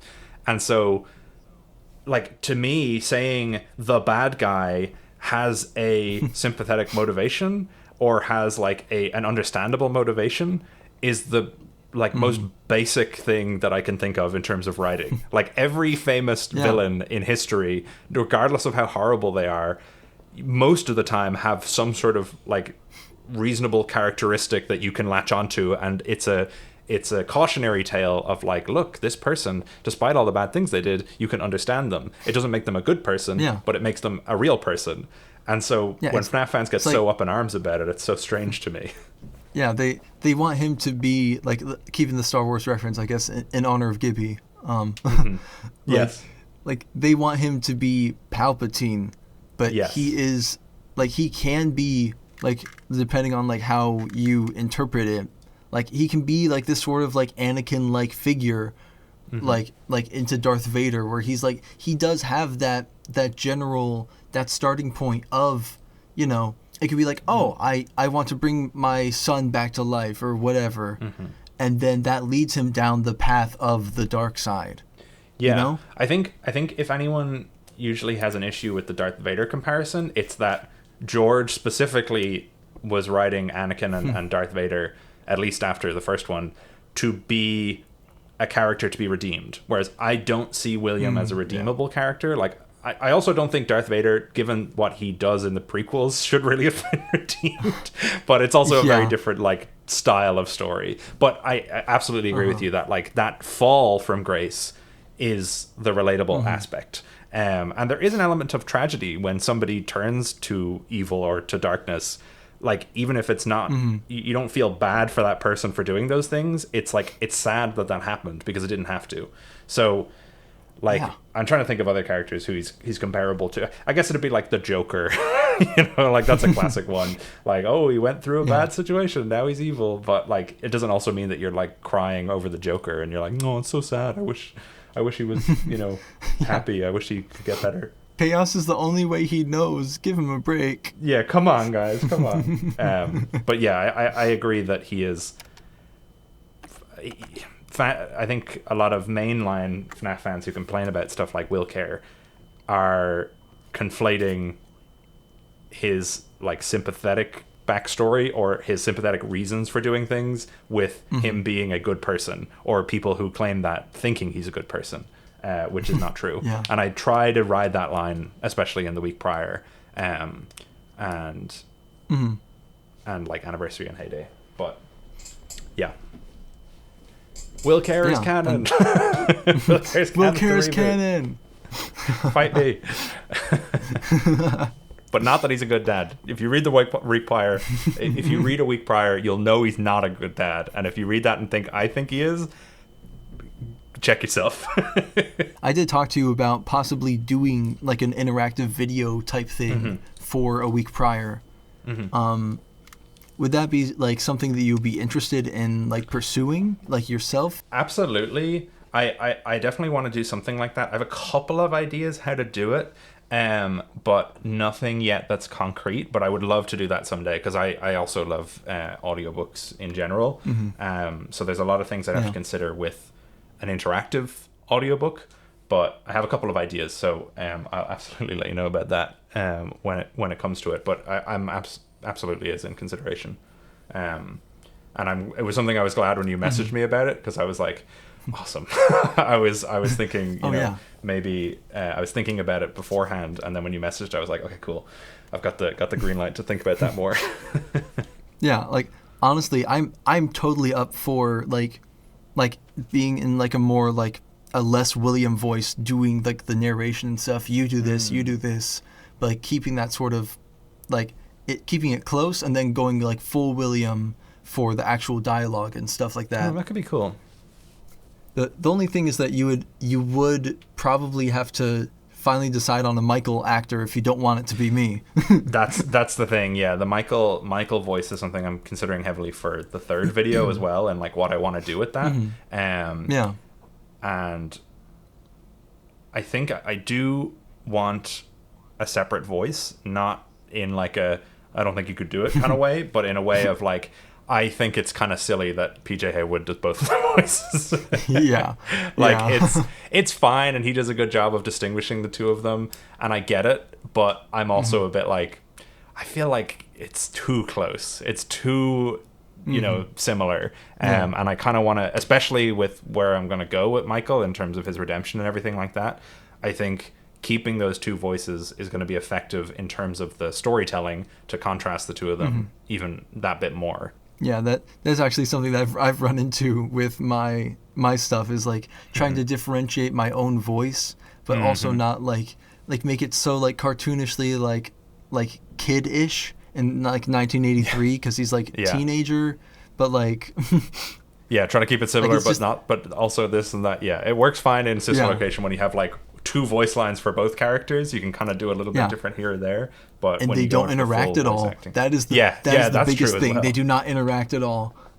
Yes, very true. That's something fun. I guess I'm going to talk about Springlock Fantasy a little bit. The original version of 2025, the Remnant War. This is before you got on to play Edwin for Second Loop. Yes. On that version, I voiced William Afton, Michael Afton, Springtrap, Scraptrap, and Afton the Immortal, and then by extension Afton Paradox, because that's 5 voices all at the same time layered on top of each other. Oh my gosh, that's a lot. Oh yeah, like I'm so glad that I got Fred in to like do Afton the Immortal, because it gives that differentiation like way easier. Like and I do like the like fun like voice effects that honestly would destroy my voice to do on top of the 4 other characters. yeah, that's so fair. It's a lot of work. I love voice acting so much, but like when I'm doing like that multiple characters like that, like it is such like hard work to get like every character in character and interacting with 100%. Each other. Yeah, because it's not just doing a voice; it's doing a performance. Like you're trying to keep everything in check. Like it's certainly a skill I don't possess, or I haven't honed at least. So I'm always very impressed when people are giving really good performances, and also not just in their own natural voice. Honestly, I feel like you did pretty good with like your voice for Edwin. Like it's like for Second Loop, I feel like it definitely feels like your voice, but it also feels more closer to like the Jim Meskimen whatever Edwin voice, but like younger. sort of. Yeah, I tried my best, so thank you. I appreciate that. It was just like when I was recording it, there was definitely a few times, I'm sure you heard, like where I would just completely slip out of it, or I'd go into some other accent or God knows what. Because you're trying to go, okay, I'm trying to make it sound like this person, but I'm trying to make it also be my own thing, but I'm also trying to perform, but I'm also trying to do this, and I also have to make it, yada, yada, yada, etc., etc. Yeah, no, you gave a spectacular performance, like, as Edwin for Second Loop, and hopefully for the future and other stuff, that's still hint, hint, hint. Hint, hint, hint, hint, hint, hint. Yeah, let's continue. The lore. In this new Reboot universe, the MCI still occurs in 1985, but the pizzeria is the same one as we see here in FNAF Heyday. Now, why did I make this change? Well, in FNAF 2, we were introduced for the first time to William Afton, or as we knew him back then, the Purple Guy. Throughout the first set of minigames, we are shown exactly how William went about committing the MCI, Charlie's murders, and, well, this treat of a minigame, Save Them. While there is still debate to this day as whether or not Save Them is depicting a second set of murders, that was most certainly the most popular interpretation of these secrets at the time. And as impactful as that game tries to make these victims, it seems that going forward, regardless of the original intent, Scott decided to leave this minigame in the dust. There are no references beyond FNAF 2 to the DCI, at least in any direct way. Sorry, Lefty DCI. So, in my reimagining, I decided to leave the DCI on the cutting room floor and merge it is funny that you just like throw that shade at the Lefty DCI. Just Hey, it's no shade, it's just it's not as direct a reference as I would like for it to be confirming the DCI. I think it's a cool theory. Together. This also gives William the opportunity to stuff the kids into their respective suits, as the Withereds aren't on stage performing. They're already slumped in the back room going unused, making them the perfect vessels for him to utilize in secret. But of course... And also, sorry to stop again, but this is another thing that, like you did, that I feel like really makes a lot of explanations easier for like stuff like that. As far as like how the murders happened and how they were like stuffed into the suits and stuff like that. What was it? Recently, Cryonide, I think, made that the theory that they were the spring lock. The originals were all spring locks or something like that. Yes. Yeah. Yeah. There's a lot of different interpretations about how exactly that would like work. I mean, I partially believe, and I've yet to like lock it down and prove it, but I have an inkling that when Scott was making FNAF 2, or maybe even by the time FNAF 2 came out, but at least when he was like in the process of making it, I actually think he was planning on making the DCI, quote unquote, the MCI. Because if you look at those games, you play the first one, all the secrets are about the dead kids. The second game, it's a prequel, and there's a story going on the phone calls about investigations and people going missing and somebody using a yellow suit. We have a spare in the back, blah, blah, blah, blah, blah. It's all this stuff which lines up exactly with... And even in FNAF 2, they know who it is. Like, he knows it's the other night guard. Yeah. So that would tie into the newspaper saying that the guy got arrested. So I think FNAF 2 makes a lot more sense if it was about the MCI. There's just a couple of weirdness nowadays with, like, 1985 and the Silv3r's trilogy and blah, blah, blah, blah. But, like... And there's, like, the check at the end that you get for Jeremy, which is the wrong date if it was the MCI. But, like, I think at least at some point in development, the DCI were the MCI. And, like, the idea was, oh, well, the Withers are in the back, so we can just stuff them in those because they're not on stage, you know? So I kind of took that mentality and go, yeah, well, he didn't have to bring the robots off of the stage and into the back room and then hide them and then they came back out and blah, blah, blah, blah. You know, I think that was partially the idea, but just cleaning things up a little bit. This is only scratching the surface of the deeper narrative buried within FNAF Heyday. We've still got minigames, secret characters, and the true ending to get to, so let's not waste any more time and jump right into let's not waste any more time. Gotta take my old advice. Introduced us to a slew of new, seemingly important, but very confusing secret characters. Now, I'm not going to be adding as many or even the same secret characters from the original FNAF 2, but following tradition, I think it'd be a shame not to include some. As we already have JJ out in the hallway, I still thought it'd be fun to have a pair of white eyes, which could be seen peering out from this section. That's all good. That's all good. If you're unlucky enough, this could result in Dee Dee finding this right here, as soon as I saw like the DD like as a secret character, I'm like, okay, that's fun. But what does this mean for FNAF World and the Reboot timeline?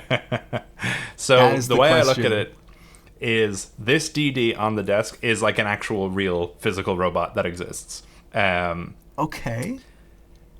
FNAF World, I have ideas about, but that's all I'll say. But this DD is a real robot that I imagine was like a prototype or something and was stuffed under that desk.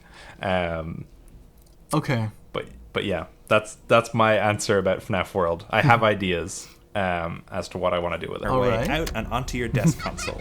DD blocks your charging port for the flashlight and laughs while she does it. Classic. The fact that she blocks your charging port These is three cool. paper pals return from the original sporting a new very scheme hinting at earlier origins. Yeah. And finally... I remember people... Oh, I didn't even see this. The let me out. That is so cool. The whatever Zalgo text or whatever it is. Yes. Like I remember it in the chat. It stayed on here for so long. People were like, "Is that Sparky? Is it Sparky?" Oh yeah, a lot of people thought Sparky. Yeah. Yeah, and then all of a sudden, just the melting of it, and the fake buffer. I love this. I was happy with how that turned out. Because originally it was just going to be you pull down the cameras and it bites you, and then I was like, no, this guy is like a crazy agony creature. He could manipulate reality. Yeah. Like, gotta have something in there that's messing with the video as well. Yeah, like that. The way that like I that buffer was just so genius because so many people were like immediately I saw in the chat and then oh it's so great, like, as I've seen a few people do reactions to the video and it gets almost everybody. There's always that moment where like, huh, what's going on? And then obviously the in the eyes, the buffering in the eyes is the reveal, like, oh no, this thing is like almost aware that it's in a YouTube video. Yeah.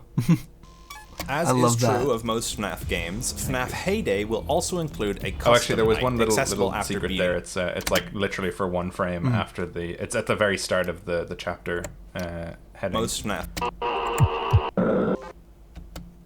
14. 14? If you go back a couple of frames. Well, one of the secrets is actually here. Yeah, there it is. If you go back a couple more frames. It should be there somewhere. There it is. There's a code. Oh, I never saw that. Yeah, so that's a hint as to how to solve it. What about the subtitles? 14? Is that 14 that's theory? The hint. That's the hint to solve it. It is 14 theory joke, but it is point yourself to locker 14. Yeah, like I just that whole secret, and also I never noticed that before. Is the like glitch trap rabbit ears right here? Yes, yeah. That's cool. He's influencing the video. As is true of most FNAF games, FNAF Heyday will also include a custom night, accessible after beating the game. Different challenges will reward players with different unlockables, some of which will appear on this shelf in the player's office. Toy Town Troop. You can see them displayed in the extras menu, or you can interact with them in-game. Hey kids, welcome to Fall Fair. This is so fun to do. I loved your Bonbon voice. I was so happy. In the first back. That was another one of those moments where it lined up by accident, where I put that voice underneath the animation that I had done, and I kind of made it so it was just like glitchy movement, and then it lined up perfectly with the back, and he kind of like sits up and jerks to the left. So I was like, oh, awesome. That was pretty funny. I think I accentuated it a little bit with the pitch and all that.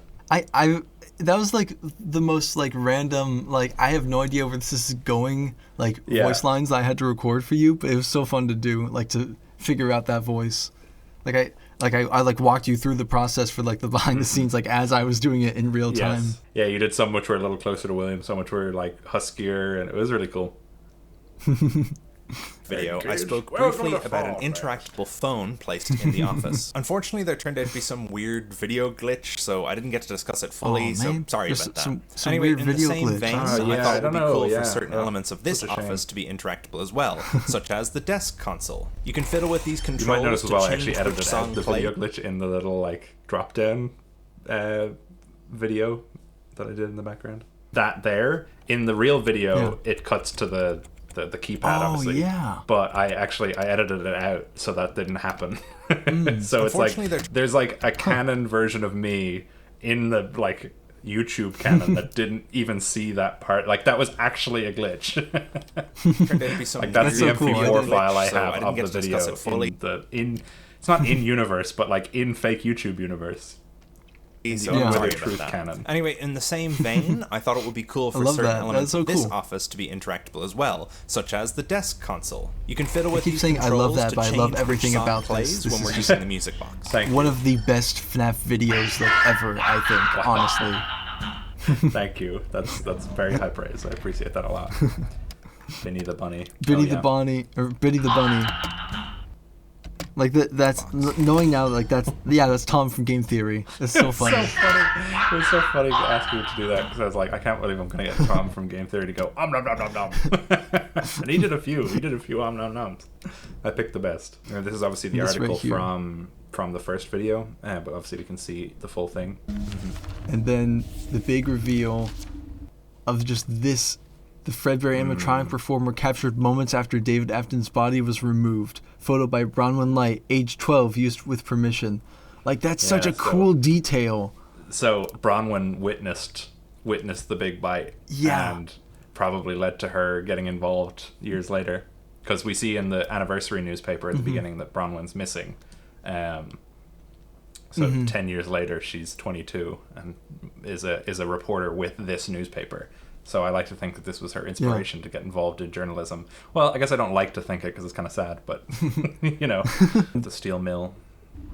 Yeah, I was about to say, there's that reference to Into the Pit sort of stuff, right? Yeah, which as well is in Anniversary, we see that the steel mill has gone through hard times. Oh, yeah. Yeah. So it's like this whole paper is like a big reference to the Anniversary paper as well. And I think the thing at the top that says like Congress approved spending bill was another thing which I took from the actual newspaper that came out on November 13th, 1983. And the lines earn trip home. I think the actual sports team of that newspaper, like whoever they're talking about, have that as one of the headlines in the newspaper is I think they're like the Tigers or something. Earn trip home. Yeah. So I was like, oh yeah, I'll use that. Tigers? Like white tigers? Oh my god. How did I miss it? I can't remember. I think they were the Tigers or something like that. And we can see maybe a little code there on the page. Where exactly? Just over on the right hand side. It's a red text that's written on the back. I have no idea. I have no idea where. It's actually funny because a lot of people spotted that and then they missed that in a few frames when they turned the paper over. There's like one flash where it's super high contrast so you can see it a little clearer. Because I was worried people would not be able to read that, but people were. Yeah. More people missed the easier thing. You'll see there's like one flash of like a high contrast frame in a second. Yeah. Is it like once you open later? It? Oh, yeah, I see it there. Yeah. So that was to help people read it a bit, but it's still backwards and flips. So. Yeah. And he bins it. He throws it out. Listen to audio logs. That's something no one's mentioned, and I'm like, I think it's funny. I think it's funny that William throws that paper in the bin. He's just like, nah, I'm done. Yeah. Reminder of like his son's death, and then he's just like, I'm and he's obviously kept it himself because this is like his drawer. It's like got all his stuff in it. Yeah.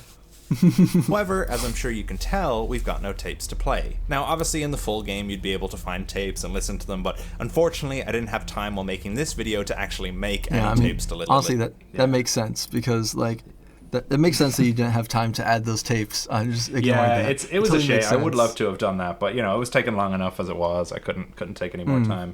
Yeah. I would have gotten you to do so many lines and stuff. Would have been great.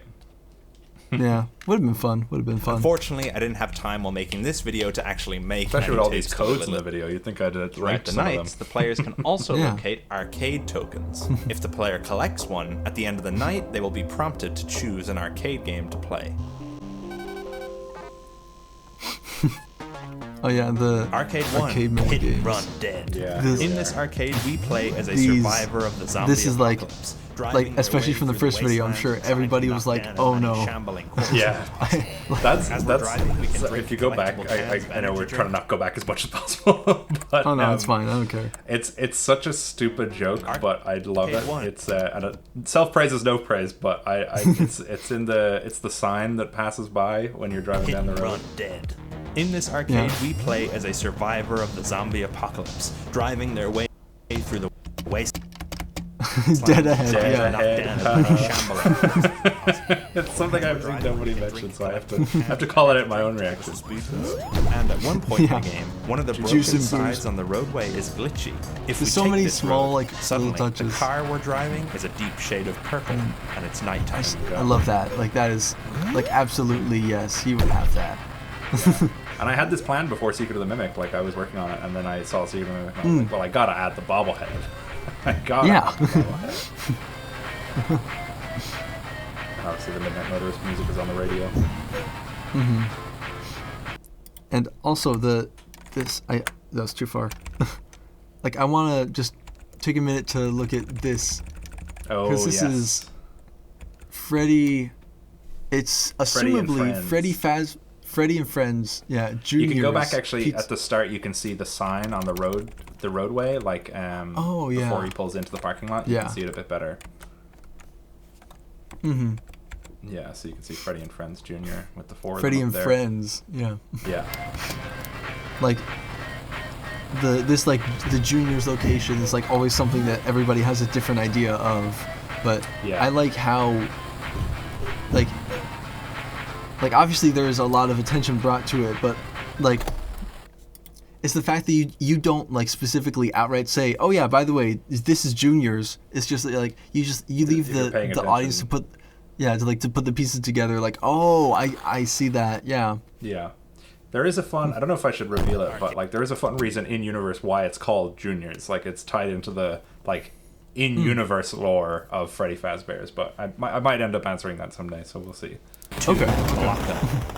In this arcade, our goal is to place obstructions in the way of monstrous creatures which are crawling their way up the ground, like Spring Bonnie. whack-a-mole meets Tetris. We want to make sure we don't block Art. the way of the survivors. So I was like, what do I put there? And I was like, I don't know, art. However, if we decide Put in to put 3 survivors in a row and let all the monsters out, the game glitches. Man, you're letting the monster out like some sort of like a rabbit monster? Some sort of rabbit, yeah. And the purple and green on And the the- walls the- as well. Yeah, I love that. Just the fact that it lingers on this, like, that subtle laugh in the background, Yeah, and you hear the car and like you starting can hear the car. Yeah, Which in Just- in game would be a Arcade hint fun, as fun. to go back and replay Hit and Run Dead to get the next Yeah. minigame, which is what this is kind of showing. Now there's a lot of stuff like obviously outside of Charlie's death, where it's like hitting people with cars. Does that have anything to do with some other games where children may have been hit by cars because they ran out into the road? There is a car. There is a purple car in this game. We'll see if I ever do anything with there being a car.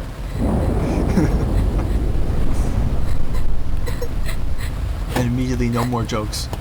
It's, Yeah, this is not joking. we're in real moment right now. What are you doing outside, dummy? You can go around the front. I don't want them to put me outside again. What Even about just your watching it again, it puppet? gives me chills. What does Daddy's machine Her offer? performance is so good. Oh, It's she nailed it. okay. Kids As did can you. be so cruel.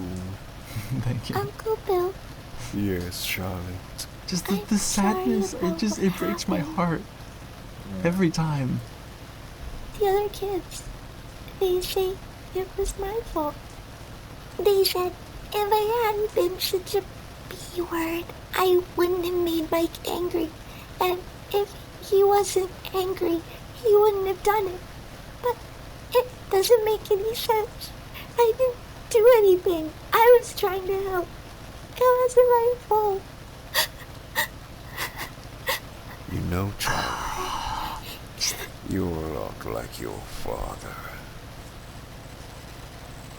Uncle Bill? Oh, it just the gut punch. The gut punch. And then immediately... Yeah, just straight into it. You can't just go to dungeon crawl. Yeah, the Game Theory reaction was great. You can't just do that. You can't. Yeah. Oh, just like every time just watching that, you just get this sick feeling, and just it just hits you right, just in the Well, I'm sorry and good because it's exactly what I wanted. He wouldn't have done it. But Also, where's the glitching? it doesn't make any sense. It's when she starts I to didn't cry. do anything. I was trying Yeah. to help. It wasn't my fault. Yeah. Yes, I love this little touch. Like switching it, Henry saying it like this is something that he said to William or something like that made him like despise him. Just it is so well put together, and I hate you for ruining this. Well, there's why a reason... can't she just live a happy life? I know. Well, there's a reason Williams stormed out of the place and like is in a bad mood right now. So she couldn't have said this at a worse time. You know, so it's sad because like everything is a domino effect. You know, like he goes in, he has this conversation with Henry, he leaves, and he's just trying to stick it to Henry really by blocking the Marionette. And then he comes outside and he sees Charlie and he wants to gloat a little bit. He wants to kind of up his own ego. And it's only that she just said this one thing that she couldn't have known meant anything. And it's like so genuine from her point of view and so heart-wrenching that it's just a perfect storm in the worst way. Yeah, like, Your father. And obviously the going purple to yellow. Yes. That's like it's like the influence of the rabbit type thing. I assume is like that sort of like idea. Yeah. Because like, correct me if I'm wrong. That was something that we saw like in Anniversary 2, right? That sort of purple to yellow a little bit. Yeah, it was in the. It was actually in the April Fool's ARG secret, which is technically also one of the secrets for this game. But the subtitles for William going back and forth between purple and yellow, which that secret takes place immediately after this. That secret is William going home after having killed Charlie and recording a voice message. So seeing that dynamic of the purple and the yellow back and forth and like him kind of code switching is kind of the birth of, well, I don't know, I won't say anything too specific on it, but yeah, the motif of the yellow and the purple kind of going back and forth is important. And this I'm gonna go frame by frame because it is the way that this is done is just so you didn't have to make it like hurt so much. Like the like heat signature like almost type view, like she's like just the glitchiness and just the like you're making me hate me for doing this character. That's how good this writing is. Good. Arcade 3 Dungeon Crawl. Dungeon Crawl is an isometric fantasy game where the player is a wizard who has to literally crawl through a goblin's dungeon. This one might be my favorite minigame. I'm not sure. I really like Hit and Run Dead as well. Oncoming enemies and collect treasure.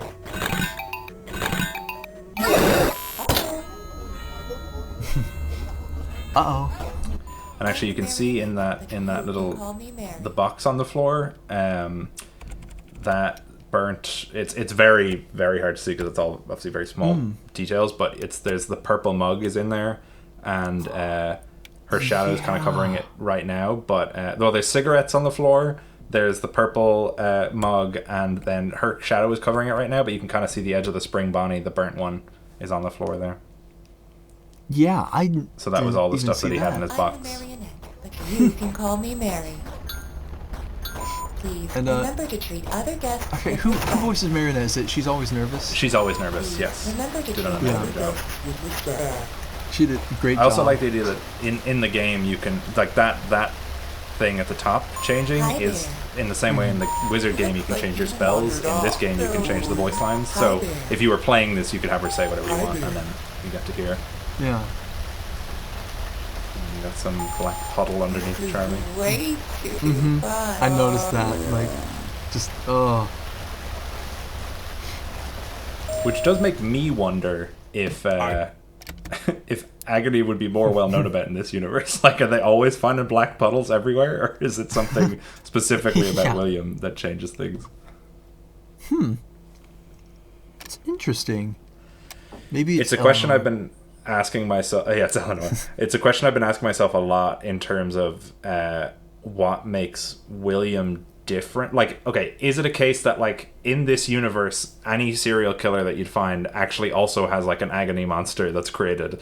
Like, does Charles Manson have a fucking like Yellow Rabbit equivalent, or is it something about William? And I have the answer, but I won't go into it. But I've thought a bit about that and like how it relates to the whole story. Interesting. Okay. Arcade 4, one nerd army. This arcade is a classic side-scroller beat 'em up. Spring Bonnie in the window. As a scrawny pen. Oh wait, what? Arcade 4, one nerd. So you've got the purple car. Oh. And then there's in the window behind you can see the Bonnie ears very subtly.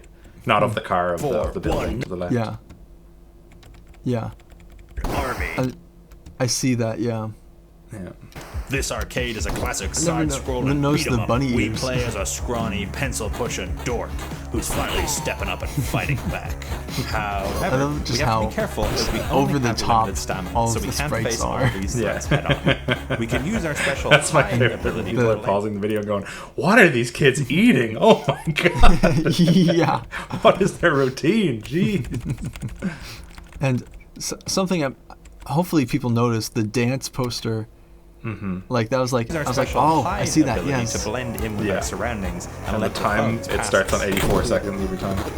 If we use this ability and never attack a single enemy.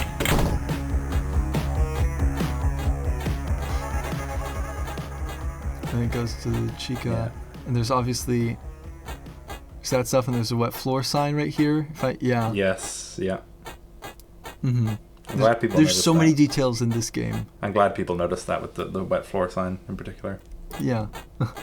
Marionette's shadow. And also, so much in here. Murray's coat rack. Murray's magic coat rack. And there's the Jackie's box, the purple mug. There's a couple of things. If you go to the coat rack back a little bit further, this ties into something. I don't know if there's something about the coat rack that you might notice is different than the Fazbear Entertainment. Yes. And also, I put the Simpsons boat from their living room on the wall. I was like, I've seen that before. Yeah, it's from the Simpsons. And then the blueprint on the wall for the building, which is actually an older layout than the one in Heyday, which is cool. Yeah. Also, the smear frames of the puppet sprite. I just need to point this out as somebody who loves smear frames. I've learned so much about smear frames in this video. Yeah. Just the egg-shaped marionette. Egg-shaped marionette's not real. I love how she's crawling in the ceiling and just drops on him, and then it's just so, and the swaying with the glitching and all that stuff. Yeah, because she's not super sturdy. She's not made to stand up. Please before this to treat other again bombshell of a scene. Stupid thing. It's me. Also, I love William this, Afton. the way William course, looks. I know who in you this are. fight. He's got a little bit of longer hair. It's been a while since the All last. Fazbear Entertainment staff and animated property are legally authorized to use physical force in the state of Utah for security Get in purposes. here. Your stupid marionette's acting up again. Dummy. What? You'll notice she doesn't do the beep when she laughs that time. Yeah, I noticed that. I was gonna point that out. I didn't. Stupid. To use physical force in the state of Utah for Henry, security get in purposes. here. Your stupid marionette's acting up again. Dummy. Like just that. Kids can be so cruel. Look, he's got the purple mug on the desk. Yeah, and I love this part. Marge, Charlie, like.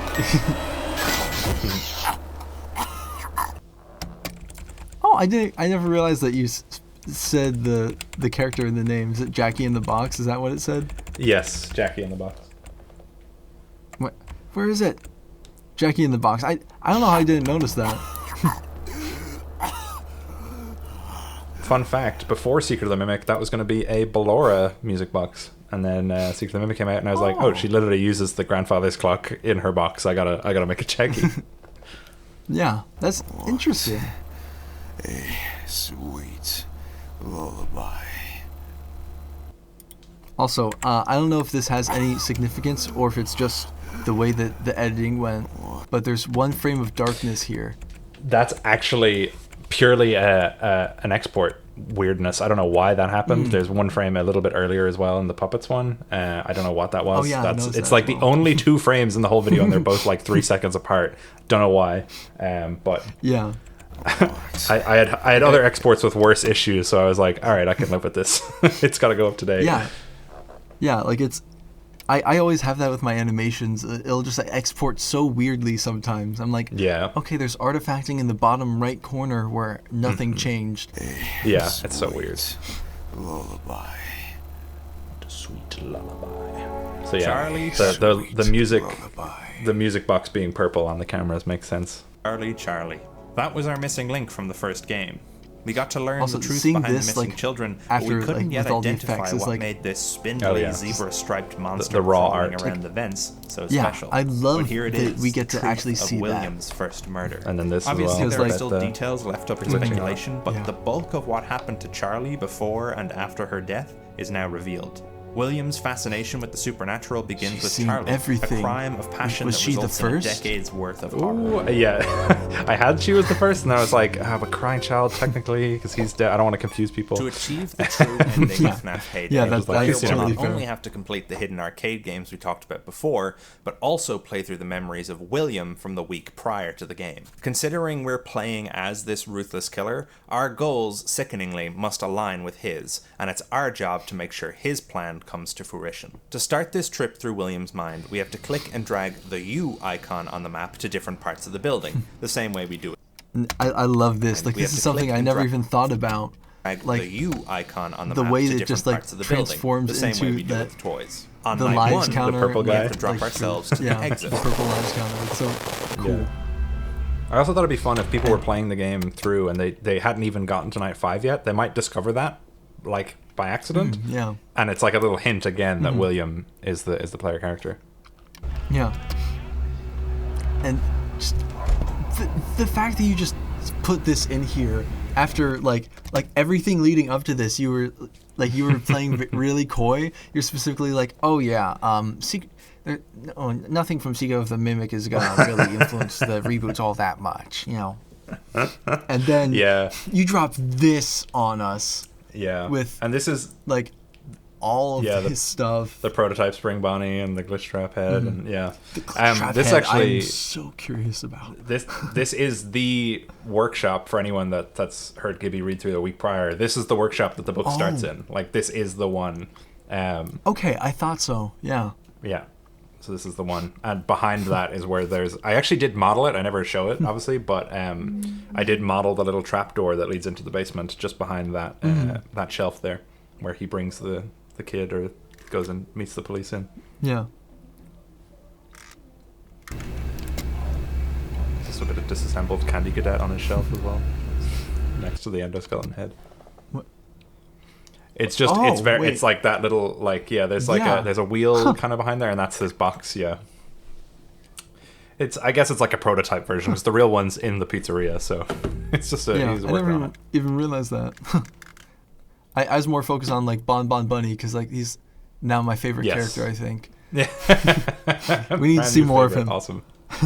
Oh, I'm sure we will.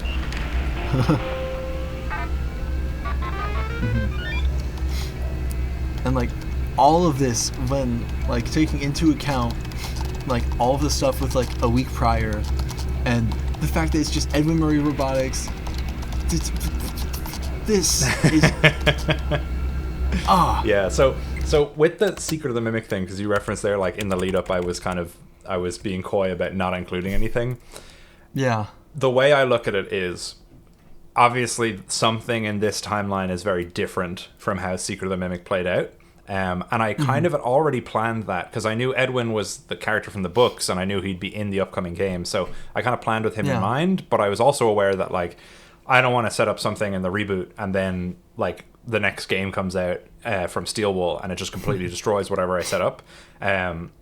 So I tried to make it so like this Edwin is obviously in a very different situation than the one in the canon main universe would be. So the fact that he's working for Afton Robotics, the fact that the coat rack has Fazbear Entertainment on it, something at some point earlier has changed.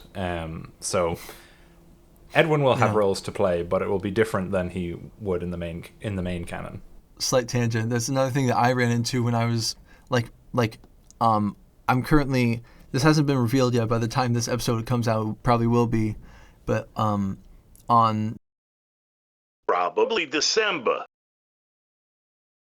I plan on getting a remaster of the first 2 episodes of A Springlock Failure out.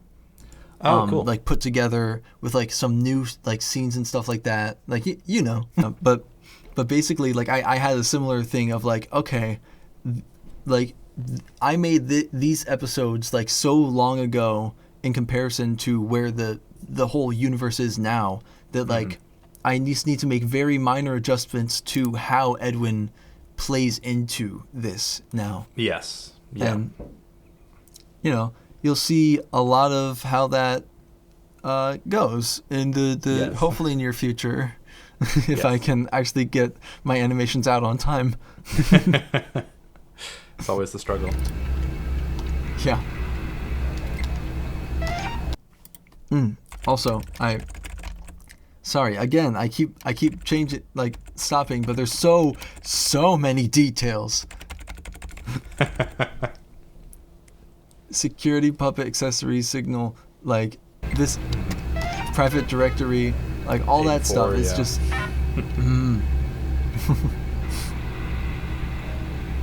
And I also love how like on night 2 we have to bring our icon. He's never like fully like symmetrical. Yes, yeah. Like I love that. It adds so much charm to him. Small room at the end of the hall outside your office.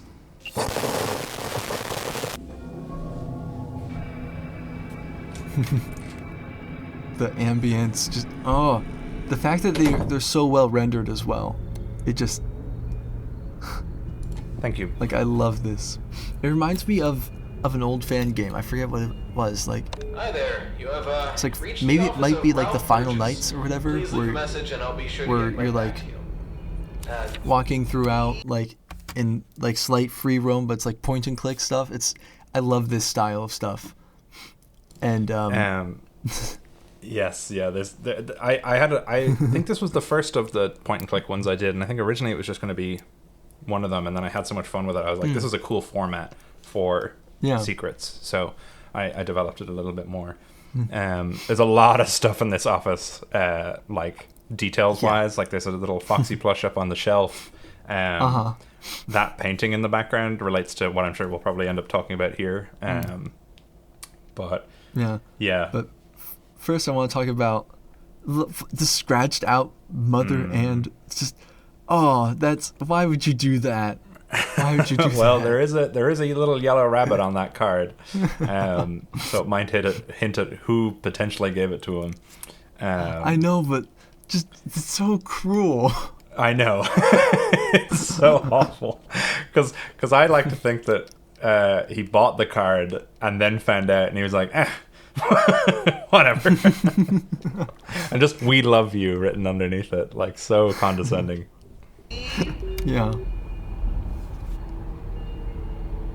Obviously in the game, I forgot you open up all the different go in more cards. detail.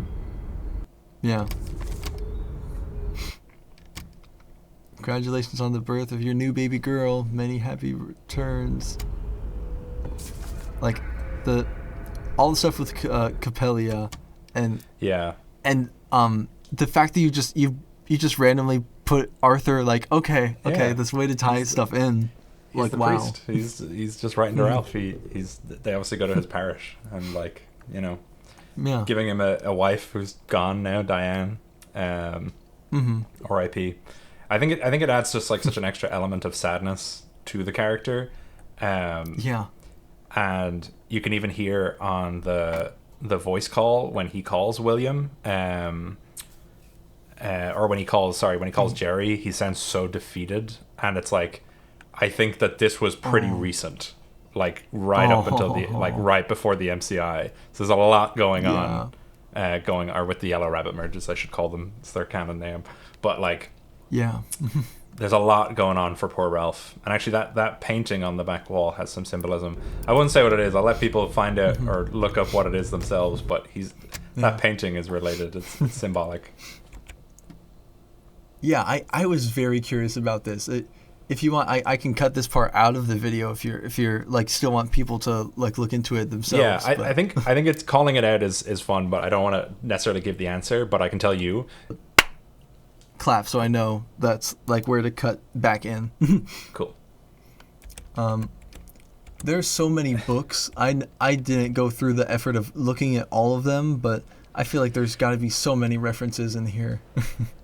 Like, actually, it's like not, because I was like, it's so far away, no one will actually read it. It's like the one thing that there's no thought, but it's just like books. Okay. Okay. I'm glad. Yeah. So that was the one good thing you didn't I was spend like, all that time. Yeah. But yeah, this whole setup, like, obviously we've got the cards on the table. This is like purely a joke for me, but like the cards on the table obviously are talking about the death of his wife and the new baby, and then this like face down picture, and you're like, like no, like they who's it gonna be? It's gonna be his wife. It's gonna be no. It's Foxy. The fact it is so comical. The way that it's revealed, I love it so much. Yeah, having it faced away as well, so you have to turn it around. Yeah, like oh, what tragedy happened? Oh, Foxy. Yeah. Oh, it's Foxy. He likes Foxy.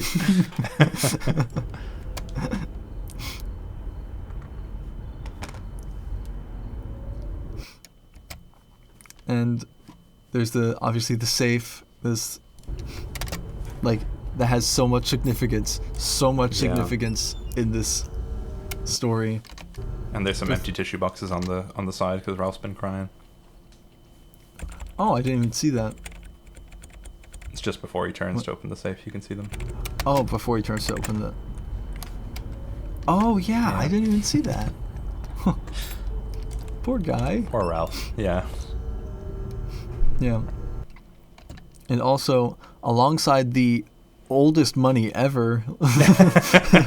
Yeah, a lot of old money. That's what people mean when they say old money. They mean literally old physical bills. Yeah. Bills? Oh my god. Like whoa. The lore. The lore. As you ask, here's the card. The code is 4184. Huh. I wonder what this could mean. Also, just 4184. Can I put that into the anniversary code breaker? You should. I wonder. And for those who oh yes, HRY 223. Yes. Anyone who's read the week prior, they might get that reference to Henry's note. There's like one ending where he's very concerned about finding a note. Yeah, because like he kept it This sadistic bastard, man. He kept it. It's a trophy. It's the only thing he can keep. Yeah. And like, This I love how bonus item just unlocked will come into play later, Mm-hmm. but for now, let's keep our focus on the rest of the memory. Also, so this is random, but I'm curious. What is this behind? Like, some sort of documents, tax documents, or something like that. Okay. Something important for Freddy's. Okay. That's a card machine. Wasn't sure if you had keys there on the left. Yeah. Wasn't sure if you had a specific like idea for it or not. This bonus item we've just unlocked will come into play later, but for now, let's keep our focus on the rest of the memories. On night 3, we drag ourselves over to the employee lounge. So we'll see the coffee pot more clearly on this thing. Yeah. And oh yeah, like now now you can I see totally it, yes. remember. Yeah, I remember now. Like yeah, I totally do remember looking at this, but it just totally blanked in my mind that it was like the same camera. Yeah, but that's so fair. Charlie is away, and like there's all of them are surrounding. Yeah. Yeah. You can see there's like a little piece of pepperoni or something, or like an olive or something on the box to look like his hat. Yeah. Little yeah. But yeah, you've got Chica, Foxy, and Freddy, and Susie. Yeah, there's another painting with significance. So like I can't remember the name of the painting actually, but it's basically I was looking for paintings which glorified working and the kind of industrial revolution, and because I like the idea that Freddy's is obviously not a very good company. Like they don't treat their employees very well, but putting up this painting which is supposed to symbolize like, isn't it great? Aren't companies awesome? Like shouldn't workers work even harder? I just thought that was kind of a fun idea. Can't remember the name of the painting now. I have it somewhere. Acting robotics. Make the astonishing a reality. There's Mamakato. Oh, yeah, I was about to say I remember that was somebody, but yeah, it's Mamakato. Yeah. Who voices Fiona in my stuff. I'm just saying you should check my stuff out as well. I'm just saying. This little tear. I remember like watching people react to this. They're like, "Why did he do that?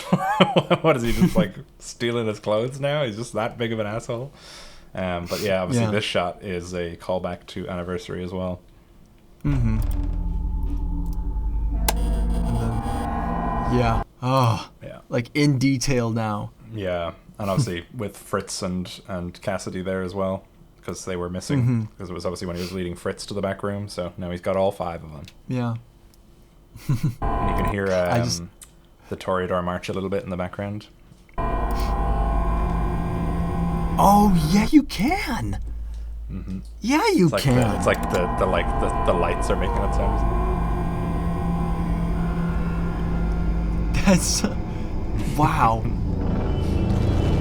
So there's the shadow. That's the one you're supposed to be able to see on the camera. Yeah.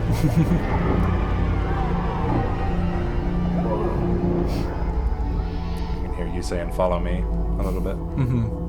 Yeah. Engaged. Animatronic mode. I love that voice.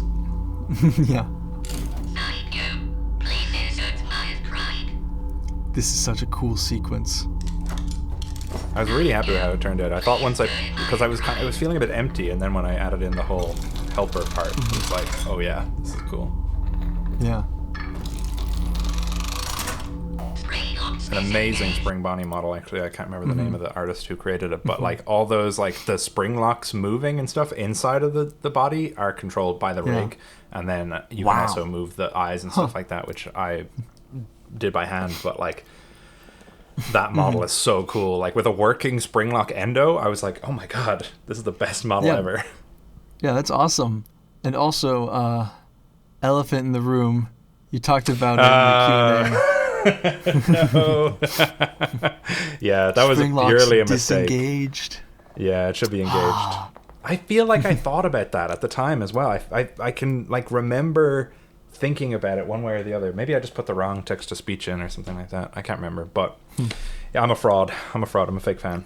You're a fraud. You're a fraud. Burn the video. Don't unsubscribe. Not to me, just to Unwithered. Yeah, no, of course. This is the expose. You should get all the subs. Everyone that's sub to me, unsubscribe from me, and go sub to Solid. Okay, I love the. Please close up my tummy. Please close up my tummy. I don't know what it is about the text-to-speech saying that. It's just so, like, weirdly childish.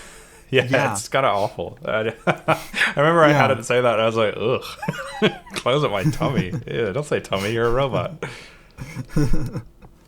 And also, like, the shadow kind of looks like Springtrap with, like, one ear missing.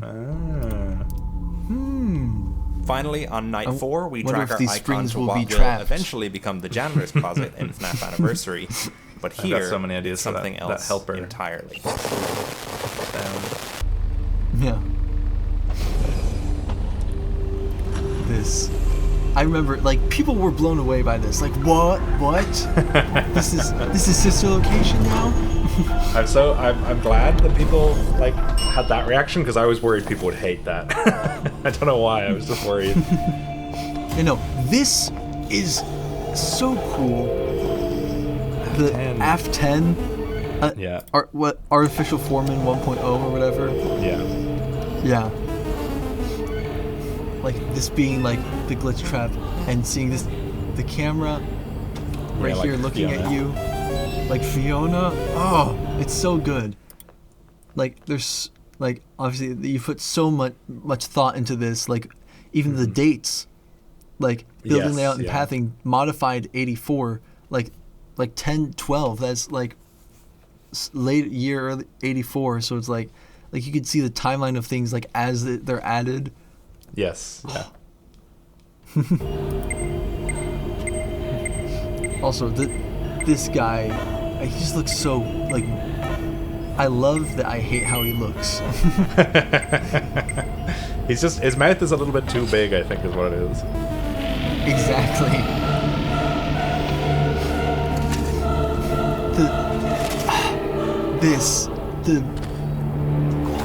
Just the music is so good. The choir. This is the thing I was talking about.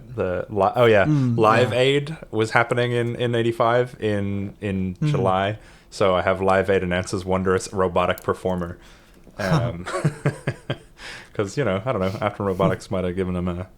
or just some other company is making, like, robot, like, celebrities. Yeah. Oh, yeah, and this is Lions Hot Streak continues. Hot streak. 5th victory straight. Yay. Crimes erased and the blame pinned on someone else entirely. Night 5 will begin with a secret maintenance session. Throughout the week, we perform maintenance on Freddy, Bonnie, Chica, and Foxy. This might be my favorite sequence in the video. Mm-hmm. Oh yeah, Four Eyes has Bonnie, nothing left. Chica, That's the... and Foxy. And Four Eyes has nothing left. That's... Wow. Four Eyes has 2 eyes now. Good evening. Four Eyes has We nothing. notice you're here after That's hours. so... Putting in This, the the overtime. poor children. I know. Always appreciates the hard work and dedication of its employees. It seems that you're attempting to perform maintenance on there. Would you like a hand with that? Good. Glad to be of assistance. If you have followed procedure, should be waiting on the platform. Apparently this song is used in like Poppy Playtime or something. I did not know that. Oh yeah, I just think it found is, I thought it was cool.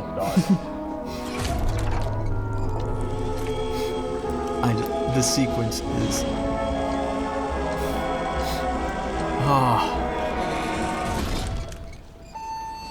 Uh-oh. It appears our system does not recognize the animatronic you're Just trying to perform maintenance on. seeing it like come to life like more than the other ones. Well, that's, to me, that idea is the spring locks are still setting off. So it's like halfway between robot and halfway between suit mode right now. So when it's like doing that, that's it trying to turn into suit mode. I was so close to having the spring lock helper being like currently in, and having it twitch, but it clashed too much with the helpy stuff. System does not recognize the animatronic. Yeah, the sound effects. Yeah. You can see it. I put it in the captions actually. Oh. Huh. Yeah. Currently entering retrieve mode. Electronic you're trying to perform maintenance on. This station You can also hear it squishing around Cassidy in there. approved Afton Robotics Creations. Are you sure you wish to continue? Okay, let's get started. Like seriously, like I'm the number one Unwithered Truth Glazer right now, but like Thank you. I genuinely believe, like, as far as like FNAF fan projects, this might be one of the greatest. Like, thank you. Ever. Like, that's huge. Thank you so much. Like seriously, it is just fantastic the way that you take elements from all over the franchise and like because it's so like removed from everything in the actual games, you add the human element and like you make the story feel like the tragedy that it should be. And it is just so just the pure like art in making it is just blows me away. Thank you very much. That it makes it worth it to spend so long doing it. To hear you say that, like it means a lot. I really appreciate it. But I have a lot of fun making them and coming up with all the different ideas. Because for me, it's like when I come up with an idea, because it's all inspired by Scott's amazing work. When I get to an idea or something comes into my head, I get excited about it, and when I get excited about it, I know that like somebody watching it will have that reaction, so I'm like, because I'm looking at it from the point of view of somebody making a fan work, and I'm like, okay, if I was watching it, what would be super cool to see? Oh, it'd be super cool to see like how the spring lock works, like what does the hand crank actually look like, that they talk about in 3, or what happens like when you spring lock a kid and it's like halfway to being on and off, like how does it react, like what does that look like, which is sick and twisted, but what could I say, it's a crazy concept for a series, especially one that's now marketed to children. Like I am so like thankful and lucky that we work together, because like I feel like your content is exactly what I want from FNAF, and being a part of exactly what I want from FNAF is just so great. Well, I am also thankful that we've gotten to work together, because you've done an amazing job of helping bring it to life. Yeah, of course. Sorry, I'm just gonna rewind it. I got a Windows error that recorded it. That's all good.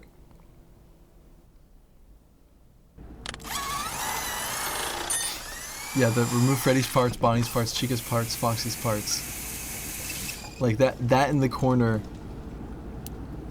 And then just seeing this. Yeah. He's kind of doing the reverse with all the other ones. He's made this one less broken. Yeah. Like everything about the framing of this and like the lead up and the build up for it is just great. Looks good. Good job. Let's try again, shall we? Press the prompt button to cycle to the next item in your prompt package.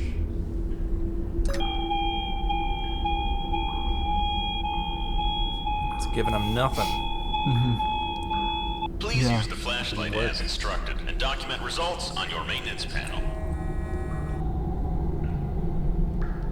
Seems like this animatronic isn't responding to your prompts. Whatever maintenance you performed is... Like, I love that it's so subtle, the way that it's changed. Either been unsuccessful or has damaged the animatronic further. Please report this failed maintenance to your supervisor so that a more competent employee may rectify it.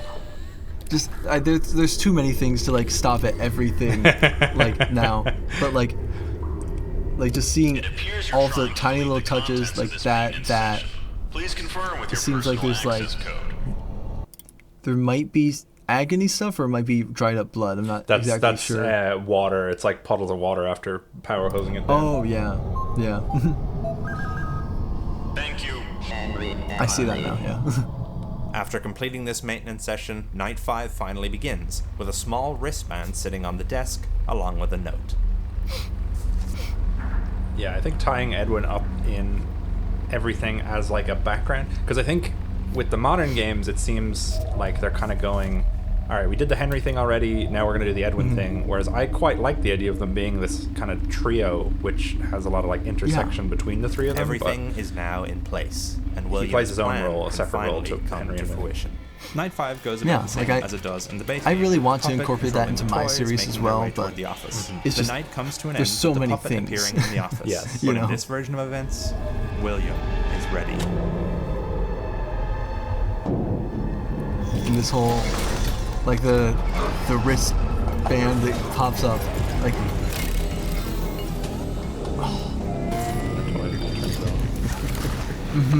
And like going into the spring Bonnie costume is just, it's just such a cool. Everything is cool about this. Uh-oh. Funtime's falling apart again. Wanna help put her back together? Dude, Stone cold, Toy Freddy. Yeah, and the way that the whole credit scene, it hits so well. It's yeah. So and also, obviously a huge appreciation to everyone in the cast. Like you can see them all listed there. Everyone did an amazing job. Yeah. Oh, I keep forgetting. She's Kato Kato now, not Mama Kato. Like. Yes, of course. I keep forgetting that. It was such a. I was like, oh, okay. This. Yes, yeah. I wasn't sure if it was like an official rebrand or if it was just like a disparity between usernames, but yeah, it probably is. Yeah, because I think that's on her YouTube channel as well now. Yes, it is. That's all the people, everyone in it. That's their on YouTube. Yeah. And I was curious about this right here. Okay, so Ben 10 Screams, who did an amazing job as Toy Chica, is how do I? It's somebody I know. Let's say that I know them, and that's a little in joke or in reference between the two of us. So that's what that's about. There's no secrets or anything like that to be found in this one. Yeah, I assumed as much. That's fun. Yes, yeah. People will see that in my other videos as well. I've had the same thing. Oh, yeah. But yeah. But I'm actually going to rewind to talk about this part right here. Oh, yes.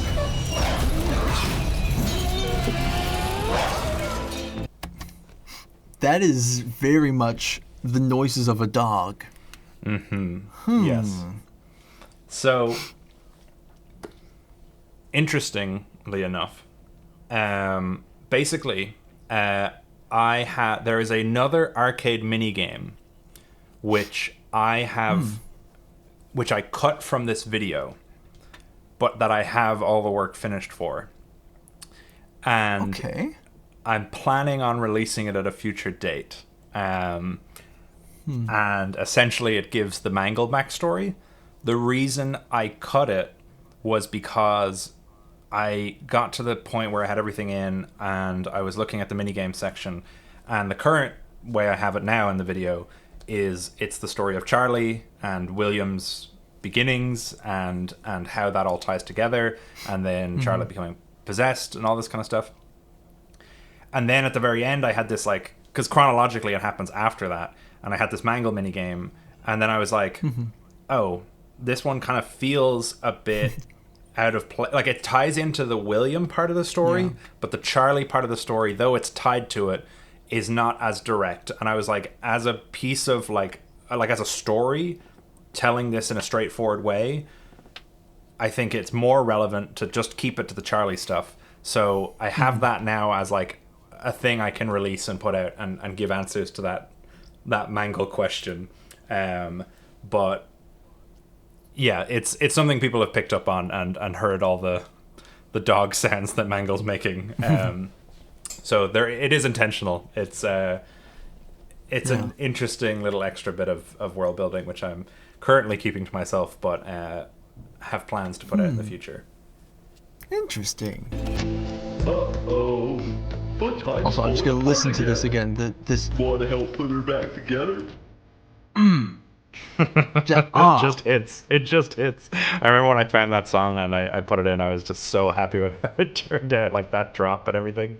Perfect. Yeah. Not to, again, praise myself, but all my wonderful channel members. Oh yeah, the winners of the anniversary ARG and stuff like that. Yeah, so this is, I think there's over 200 names here. These are all the people that did the ARG. And actually, I have a link there up in the top right for anyone who missed the first ARG. You can watch the what was called the Fazbear Prize, the secret Fazbear Prize. Oh yeah. Which is the ending video to that ARG, the cap off to it.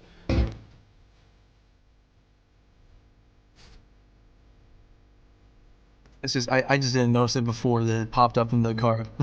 Yes.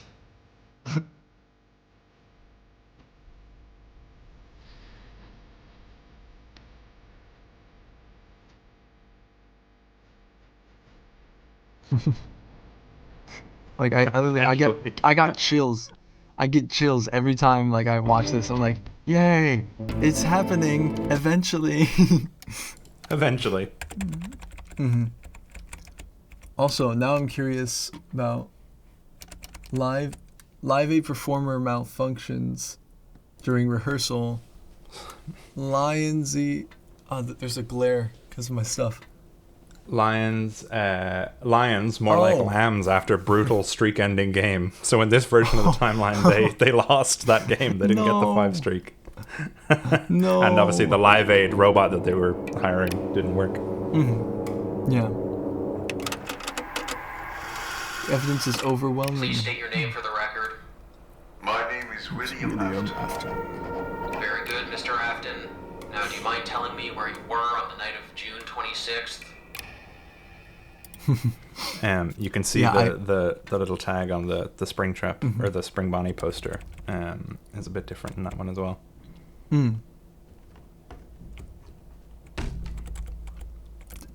Oh yeah, detectives report finding a shred of Henry Emily's work uniform inside the costume. Manager Ralph Burgess state. Oh wait, I'm not full screen. Whoops. The Yellow Rabbit mascot. Blah blah blah blah blah. Ralph Burgess stated the costume had been out of use for a long time, and the operation of this particular type of suit, designed by Emily himself, requires training very few possess. So that's like the. It's tying it into why they think it would be him or could be him. And this makes more sense now that I know that you can see Freddy and Friends Juniors in the one cutscene. Yes. Also, I'm curious, Dr. Saul K. Douglas, does that have to do with anything, or is it just? So it's a combination of 3 names, because I looked up like criminal psychologists from the time, and those are there's basically like 3 that kind of came up in when I was researching it, and I kind of one of them is Saul blank whatever, and one of them is something K blank, and then the last one is something A Douglas. So I mixed the 3 of them together to make one, because I nearly made it a real one, and then I was like, I don't want to put these are actual people who actually did like work with serial killers. I don't need to tie them into the silly rabbit game. I'll just do like references and whatever, pay homage to them. But again, that's just like a small detail that only I will ever. Well, I suppose not anymore, but that's purely for me when I'm writing it. Rather than coming up with a name out of thin air, it's fun for me to try and give it some sort of grounding. Or even stuff like the Washington County Jail is the actual jail that they would be kept at over on the left. So just little details like that I try and include. And then, of course, the final, or I guess the first code. Okay, so this is the first tape in the whole, like, chronologically, right? Yes. So let's listen to it. Like, I can talk a lot about this. Yeah, this is the 26th of June. Work, or 27th. though succeeding in almost every aspect, has failed in the most important case. It seems my hypothesis regarding the reassembly of what most I could find of the original pieces has proven misguided. Perhaps it is too far gone, too broken to resolve. But I have not lost hope. No, not yet. I have done all I can here. If it is possible, it will be up to the girl to do as she's told on the other side. In the meantime, I will continue to observe them and hope that my work has not been in vain. No. Again, there's a lot of the purple-yellow text switching in this one. Yes. And this was a really interesting one to record because it's very like I tried my best to both like keep it like solemn, but also like have that like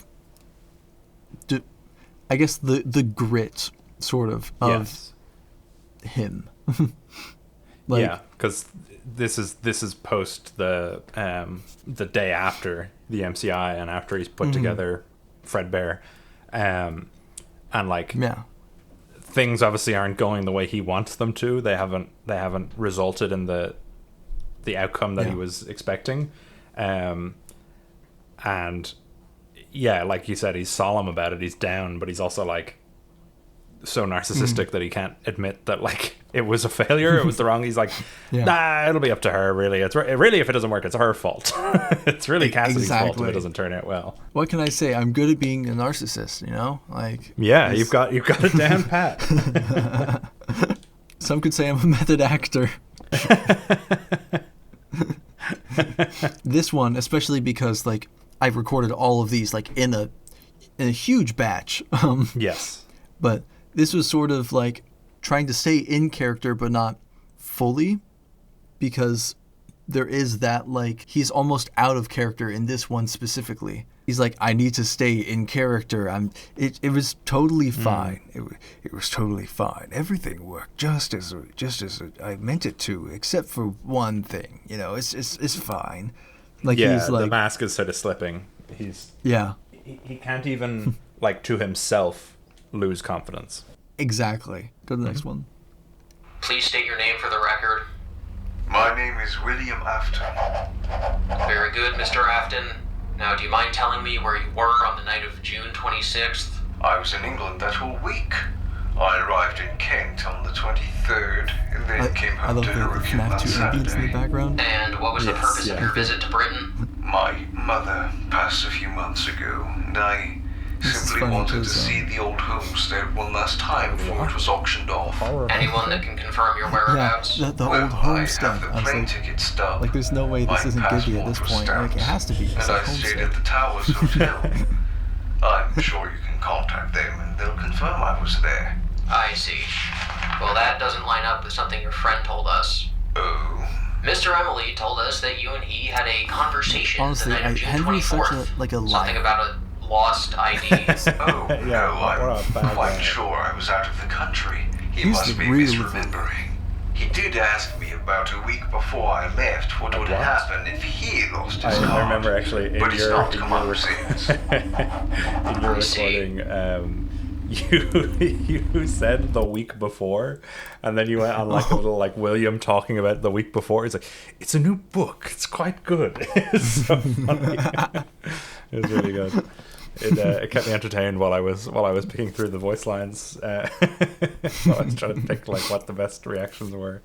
But yeah, this is obviously setting up what William mentioned on the phone to Ralph, that he's been speaking with the police, and Detective Larson, who is the uncle of the kid in the week before, or in the week prior. I'm even doing it now. He's Ryan Larson, and the one from the Frights books is Everett, and then Everett grows up and names his son Ryan after his uncle, in my reboot anyway. Like, unless in the week prior you kill him, of course. if you murder him in like 8 of the endings, then I guess he never does that. But you know, yeah, I love like the way that like you adapted this like older character. I guess this newer character into like a version of an older character, if that makes sense. But yes, I know what you mean. Yeah, it's giving it like an excuse to have a Larson while also keeping the one that we have. Yeah, and honestly, I think that it's a really good casting choice to have Gibby be that like Ryan Larson, because I feel like his voice just like, I don't know, it just fits, you know. Yeah, 100%. I think he did a really good job. And he is an unk, so like it's perfect.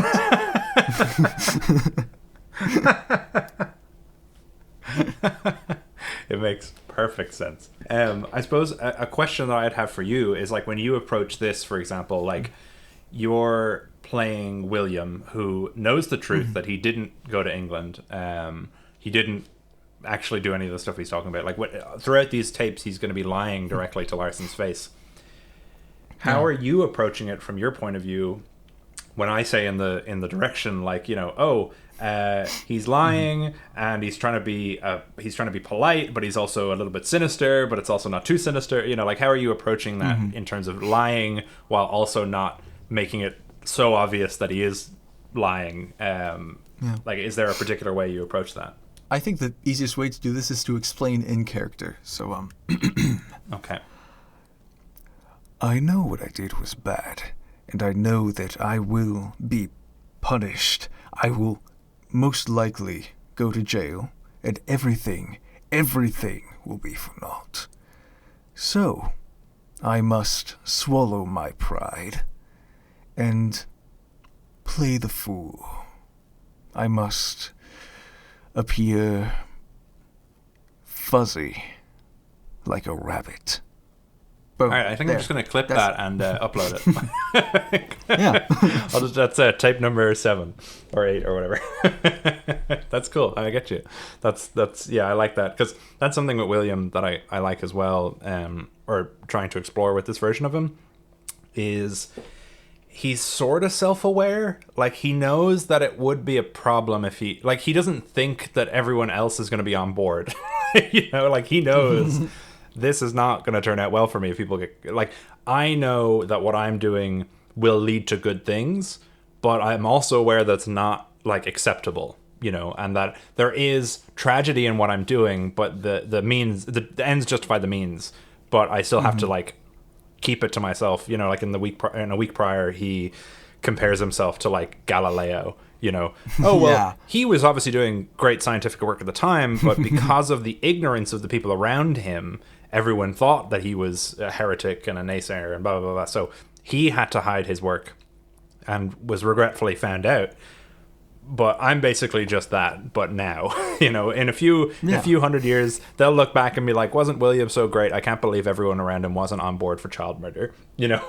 Like, that's how he kind of views the situation. You know, it's a necessary evil that he has to commit. But yeah, that's interesting. That's cool. Yeah, I'm sure you notice it way later on when he is like being directly like he has to specifically make sure that there's zero suspicion on him to his knowledge. Yes. So William purposefully includes voice cracks like in his, like as he is talking, like he's like, I have no idea what you're talking about. Like, what? Yeah. That's so crazy. Yeah, he's playing a super meek version of himself. Like he's trying to come across as like, my friend would accuse me of murder? Oh my god, that's horrible. I can't believe it. Yeah, exactly. He's my best friend. Who would do such a thing? Yeah. You almost believe him. You almost believe him listening to him. I love these sort of things, like being the deceitful snake that he is. Welcome back, Mr. Rafton. Apologies to have you in and out like this. It's just new information always leads to new questions. Of course. We appreciate your cooperation in handing over your system logs. I'm like, anything to make your jobs easier. Still trying to keep that. I am above you. Did you or your people take a closer look at those logs yourself before turning them in? I'll admit I've been a little preoccupied as of late. You see it's like sort of slipping a little bit into the... Okay, pulling back. Quite extensive, so I didn't have much time to go over them with a fine-tooth comb. Well, as you can imagine, that's those little intricacies. Like as on your system, as he gets like more questions asked, that to use a company card as long as they have access to it. Oh no! And it's mentioned in a week prior that like Larson was one of the people most suspicious of him, despite being the one that's like interviewing him, and he didn't get the final call on the arrest.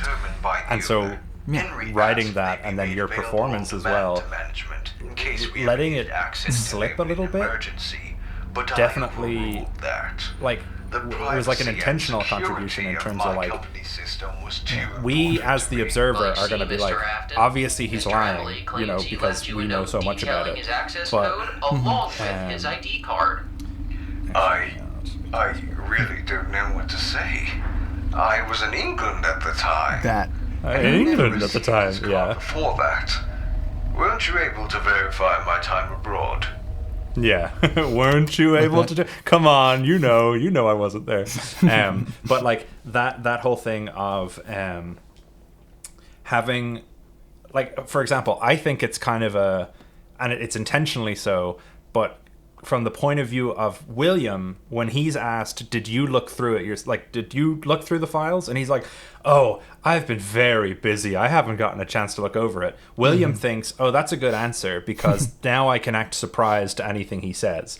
But in reality, it's like if a bunch of kids were murdered at your restaurant, you should probably take some time out. Like you should probably make sure that like him saying he's busy is kind of a stupid answer, but he's done enough work that he can kind of allow himself those little things, but you can understand why Larson would still be suspicious of him given the kind of nature of these reports. Tell me about what happened the night of April 1st of last year. Well, it's funny, was this is terrible, really. At the time, I was away from work on bereavement. So sad. My son had been... You can feel him putting on the mask. Died. And the new restaurant had just opened up. I went to the restaurant to meet with Henry. And you two got into an argument, correct? Unfortunately, yes. We were having I feel so bad about this. He was trying to claim ownership of the character IP, which I and like even this, that is like a subtle way of him seeding in the idea that Henry already has a problem with him. Right? Like we don't even know if that was actually the argument they had, but that's what he's telling the police. So it sounds as though William had a problem, or Henry had a problem with him as early as then. Charming. Also, sorry, I'm gonna rewind for this line because right here, I'm pretty proud of this. When I returned home, Henry called to say that his daughter, my goddaughter, Charlie, my goddaughter, had gone missing. Yeah, like he asked me to come speak to the police when he went out looking so for much. her. Yeah, trust me, bro. You to speak to the police. That's right. And his daughter was never Then found. immediately back. Yeah, that's right. No. Yeah, that's right. No, she was not. Yeah, and I like that as well because you kind of there's like a sense of pride in the way he says that. Like he's kind of like he's trying to play the act, but then and she was never found. No, she was not. Like I'm great. I'm actually really good at killing people and hiding the bodies. Like he knows that he got away with it, and he's happy for that fact. Yeah, and if I remember correctly, like that you get that subtlety in it because you can almost always hear a smile in somebody's vocal tone, and I like just that whole time I was like just a smirk like no she is not. Yes. It's like letting my teeth bare like grinning like to actually perform that line. Yes. Obviously, I assume that he wouldn't be grinning in universe. Not in the police, but I kind of like that idea. I was just thinking of that because I was like, I'm sure he wasn't sitting across from the detective smiling, but I kind of like the idea, and this is going to sound really like weird, but I like the idea that the rabbit was smiling. and William wasn't. Yes. So that's what you hear coming through there, is that's the rabbit smile. Yeah, exactly. Like, spot on. That's kind of what I was going for. You were hospitalized in February, intensive care, after an altercation with Mr. Emily. Yes. It says here you sustained a gunshot wound, that Mr. Emily shot you, and you never pressed charges. It was my own fault. I caught him at a difficult time. I need to be very specific about what I say now. It was an accident. And he shot you. Again, not intentionally. And he shot you like an accident. Like, I love Gibby's like... Accident. And he shot you. And he shot you. Yeah. like, dude, be for real here. He shot you. Yeah, by accident? Okay. Again, not intentionally. I've been around guns all my life, Mr. Afton. It's kind of hard to accidentally shoot a friend, isn't it? He'd intended the gun to be used. Never mind. No, please, Like, go on. you plant the seed. He'd intended to use the gun about it, but I actually on himself. Yes. I caught him in the act. We got into a tussle and it went off. But it was just a flesh wound. Nothing serious, Just but a thank flesh wound. God. And how did Mr. Emily feel about you having interrupted his attempt? At first he was angry. But in time we both came to forgive each other. That's how we came to... Also, I'm dissecting my own performance at this point, but yes, we came to forgive each other. There's a disgust in there. But in time, we both came to forgive each other. That's how we came to work with each other again. And how did you feel about it? I hate saying this. I failed. Don't forgive him. Justified. And the white yellow got rabbit. The yellow.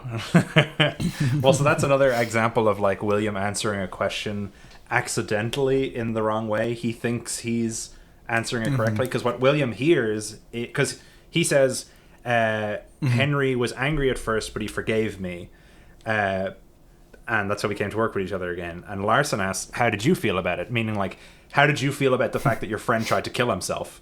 But what William hears is, how did I feel about having stopped him from doing it? And he's going, I was justified stopping him, which is a weird answer for a normal person to give.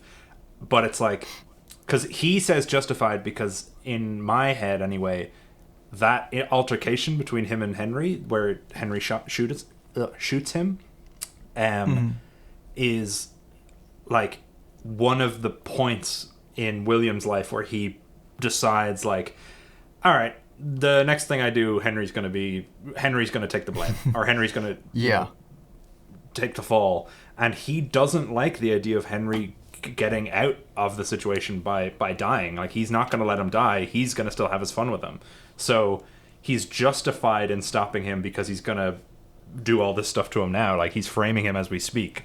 So he's justified in having saved his life, even though that's not what Larson was asking. No, it doesn't make sense. I know this is hard to process. Couldn't have. It's not in his character. It's not. He would Mr. never. Afton, please The voice calm crack. down. I'm so outraged right He's now. my friend. My partner. He's not exactly been a friend to you in recent times, Mr. Afton. He shot you. That was a mistake. Was it? Whatever you want me to say about him, you won't get it out of me. We don't want you to say anything that isn't true, Bill. Don't call me that. That's what Henry calls you, isn't it? God, I love that line. To annoy me, but in a friendly way. Doesn't seem Because very that friendly "don't call to me that" is like, he's actually pissed off. He's actually like, at that point, he's like, he lets the mask slip for, don't you, never mind, I'm actually not that angry at you. We don't want you to say anything that isn't true, Bill. Don't call me that. That's what Henry calls you. Just don't call me that. Yeah, he's just trying to catch himself before he throws himself across the table. Because he's fake angry, and then that actually makes him real angry for a second. He's like, okay, rein it in.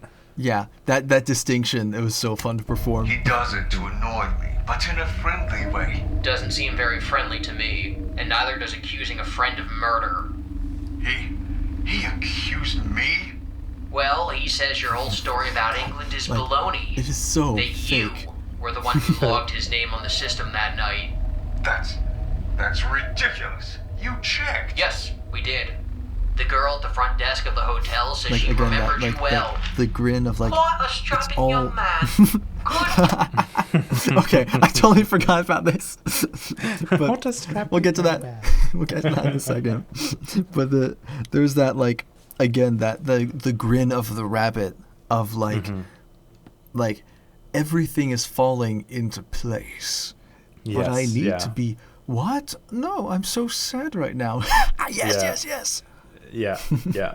Because there also is, I think, that little bit in that moment as he says, like, no, that's ridiculous. You checked.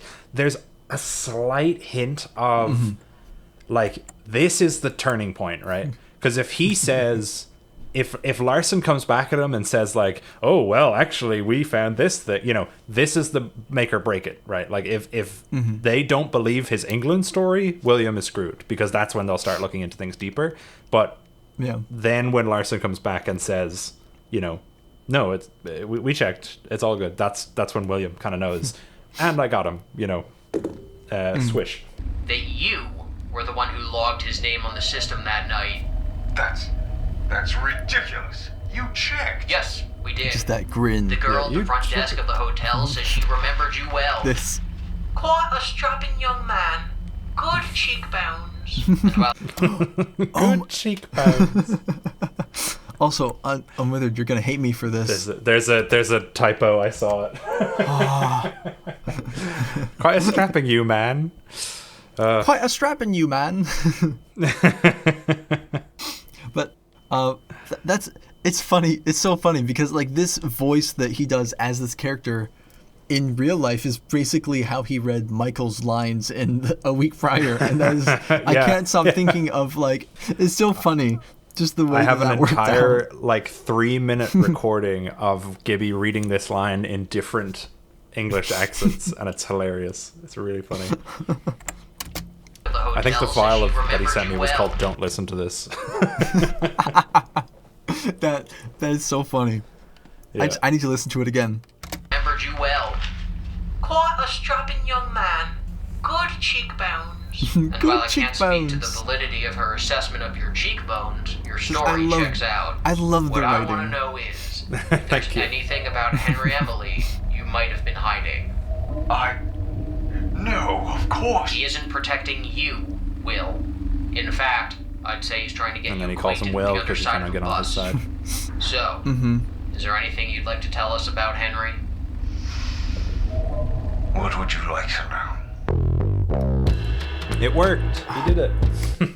he framed him. So yeah, like that's the moment when William is fully like he's won. Like he's just doing a victory lap at that point because he can now say anything about Henry. Yeah, and as long as it's exactly. like somewhat true or unverifiable, he's set. This is the moment that William becomes Heisenberg. This. Oh my god, I'm gonna have that for the yellow rabbit. This is the moment William becomes the yellow rabbit. There is the rabbit one, which is from the April Fool's video. If you want to go through that, because that obviously ties into Heyday, and it's actually is technically one of the codes that ties into Heyday. Yeah, I mean, I was just thinking like we should probably do this because there's like a new added context with Heyday now. Like yeah. And you can see the flask he was drinking in the minigame there. Yeah, I'm definitely gonna like. This is 6 minutes long. We're gonna definitely pause on this as well and talk about the intricacies, if that's okay. Yeah, absolutely.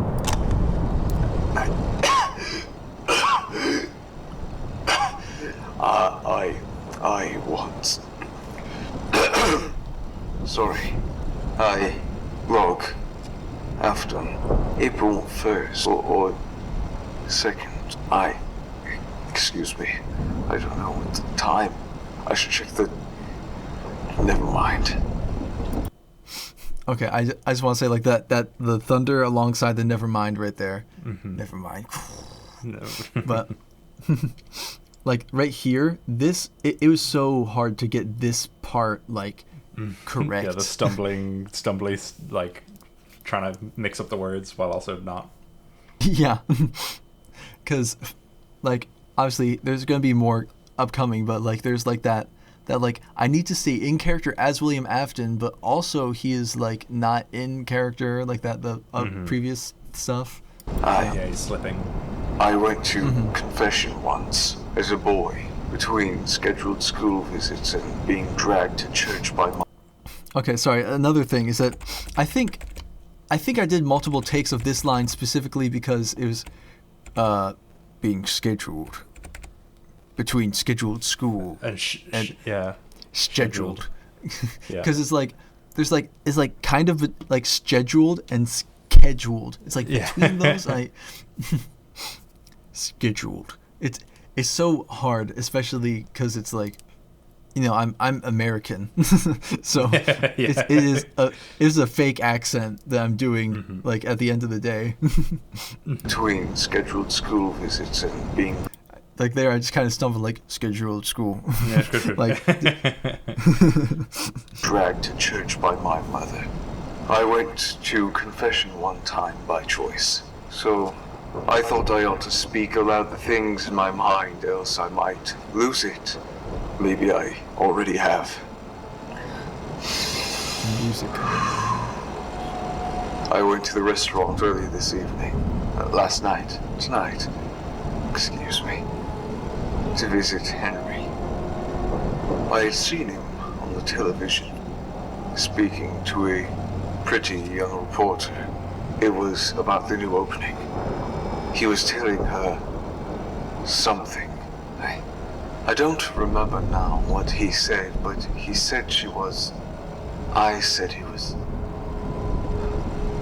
I don't remember, but he thought it was funny. I didn't think it was funny at all, so I told him. That's obviously in First, in Heyday. That's the start of the minigame. He thinks it's so funny. I'll show him. Yeah, he thinks it's so funny. I'll show him.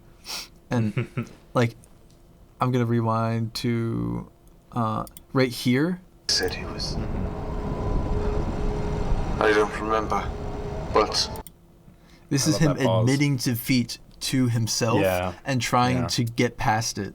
Like I don't remember. Yeah, I don't even know why I was pissed off at this stage. I don't even know.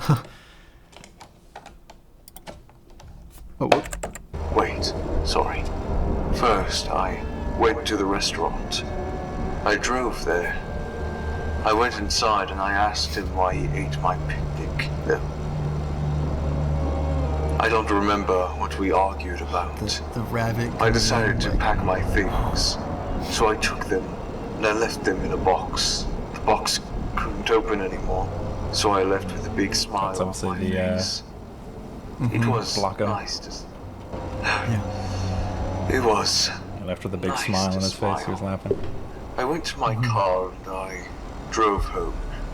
No, I couldn't drive because I heard it crying. So I went to see her. Then I went home with her in my boot. No, something happened between. She was there, crying. So I told her that she would be okay. And then...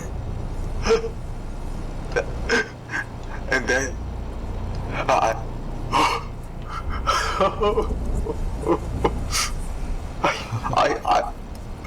don't know why I did. Why did I do it? Why did I do it? Why? Why did I have to? Why did she have to do that? Why did she say that? It wasn't my fault. It wasn't my fault. That was what we had argued about. I'm just like the now seeing Heyday and like with all the new context, like you were like such a good writer. I can't. Thank you. There's just a lot of foresight or pre-planning, I suppose, to make it hit different. Yeah, like right here, this sobbing, like trying to make it like real compared to his like all of his like his fake tears and everything. Yeah. And then finally we see a glimpse at like the real sorrow that is like, you know? Yeah, it's like actual, like this is actually him upset about what he did.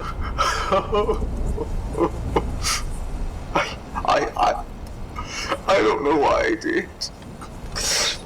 Why did I do it? Why did I do it? Why?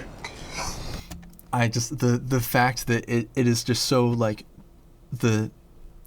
I just love the way that the editing it like really enhanced like my own performance. I think because I'm assuming like that's probably one of the takes where like you know the mic peaked or something like that. Yeah. And you use that like and it just gives it this like realer feel to it that like not even the cassette can capture it really. Mm-hmm. Yeah, it's like it is a like he's literally recording this. This is like him recording it into a device. Yeah. So when the mic peaks, it's like it does like it's supposed to. Why did I have to? Why did she have to do that? Why did she say that? It wasn't my fault. It wasn't my fault. Just like thinking about Henry saying that now is just like. That was what we had argued about. If you think about it, it's also like he's kind of using that to say it about himself as well. He's kind of like yeah. It's what Charlie said. It's what Henry said, and now it's like him saying it about himself. Yeah. So he is actively like using what they said that caused all of this that he hated them for. He is saying it himself. Like he is just as guilty in his own mind as they are. But he he's a narcissist, won't let himself. So he doesn't realize it. Yeah, exactly.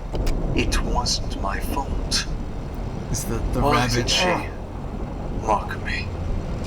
No, she wasn't mocking me. She was a scared child, and I hurt her. She was just doing as she was made to. She didn't know. But then, why was she crying? She said she was sorry, but it wasn't her fault. Why would she have felt guilty if it wasn't her fault? Because she was scared? Or because, maybe because she was guilty. And if she'd felt half as badly as I do now, I'd thank me for it. Thank me. Thank you. No! God, why? How can I think that? She's just a child, even if she was guilty. She was, though, wasn't she? Just like me. Just like her father. Maybe this is retribution. But for who? It was so hot out in the rain. My hands were burning, but she was red around the neck. And her ears were so floppy. No. Just the fact that it is just so fractured. And he's like William is like completely losing it at this point. Yeah. Is just so He's conflating her with the whatever happened with the rabbit when he was younger. Yeah. There's a lot going on in his head, and he's just completely snapped. Like this is showing like before this he was not necessarily a good person, but this is where he becomes what he'll end up. Yeah. This is where he becomes Heisenberg. this is where he becomes Heisenberg. Yes. Not her. That was. I came back, and she was crying, but she can't cry, so I don't know how she was. Look at my hands. I cut them digging up the earth. But where did I dig? In the garden? No, that was... I dug by the lake this time. But, Father, you said if I buried it, I wouldn't do it again. That giving the rabbit a grave would put it to rest. But I think that's all it was. Rest. And now it's woken up inside me. What if she wakes up too? Yeah, I literally like it is so like there's so many different like personalities almost like memories of himself, like his past self and like stuff like that. They're like all the memories are fighting over each other in his head. Mm-hmm. Like at that point he was just straight up speaking to the priest like as a kid. Yeah. And that's it's funny because that's literally like my Michael voice that I do, like father, like, but it's it's like it's just it's so just now with all the week prior stuff of like oh dad, what a wretched word, blah blah blah, like there's so much unspoken about like William's own father that he carries as a father like to Michael, and I love that like generational trauma is he's such a complex character, like honestly he's got a lot going on in the background.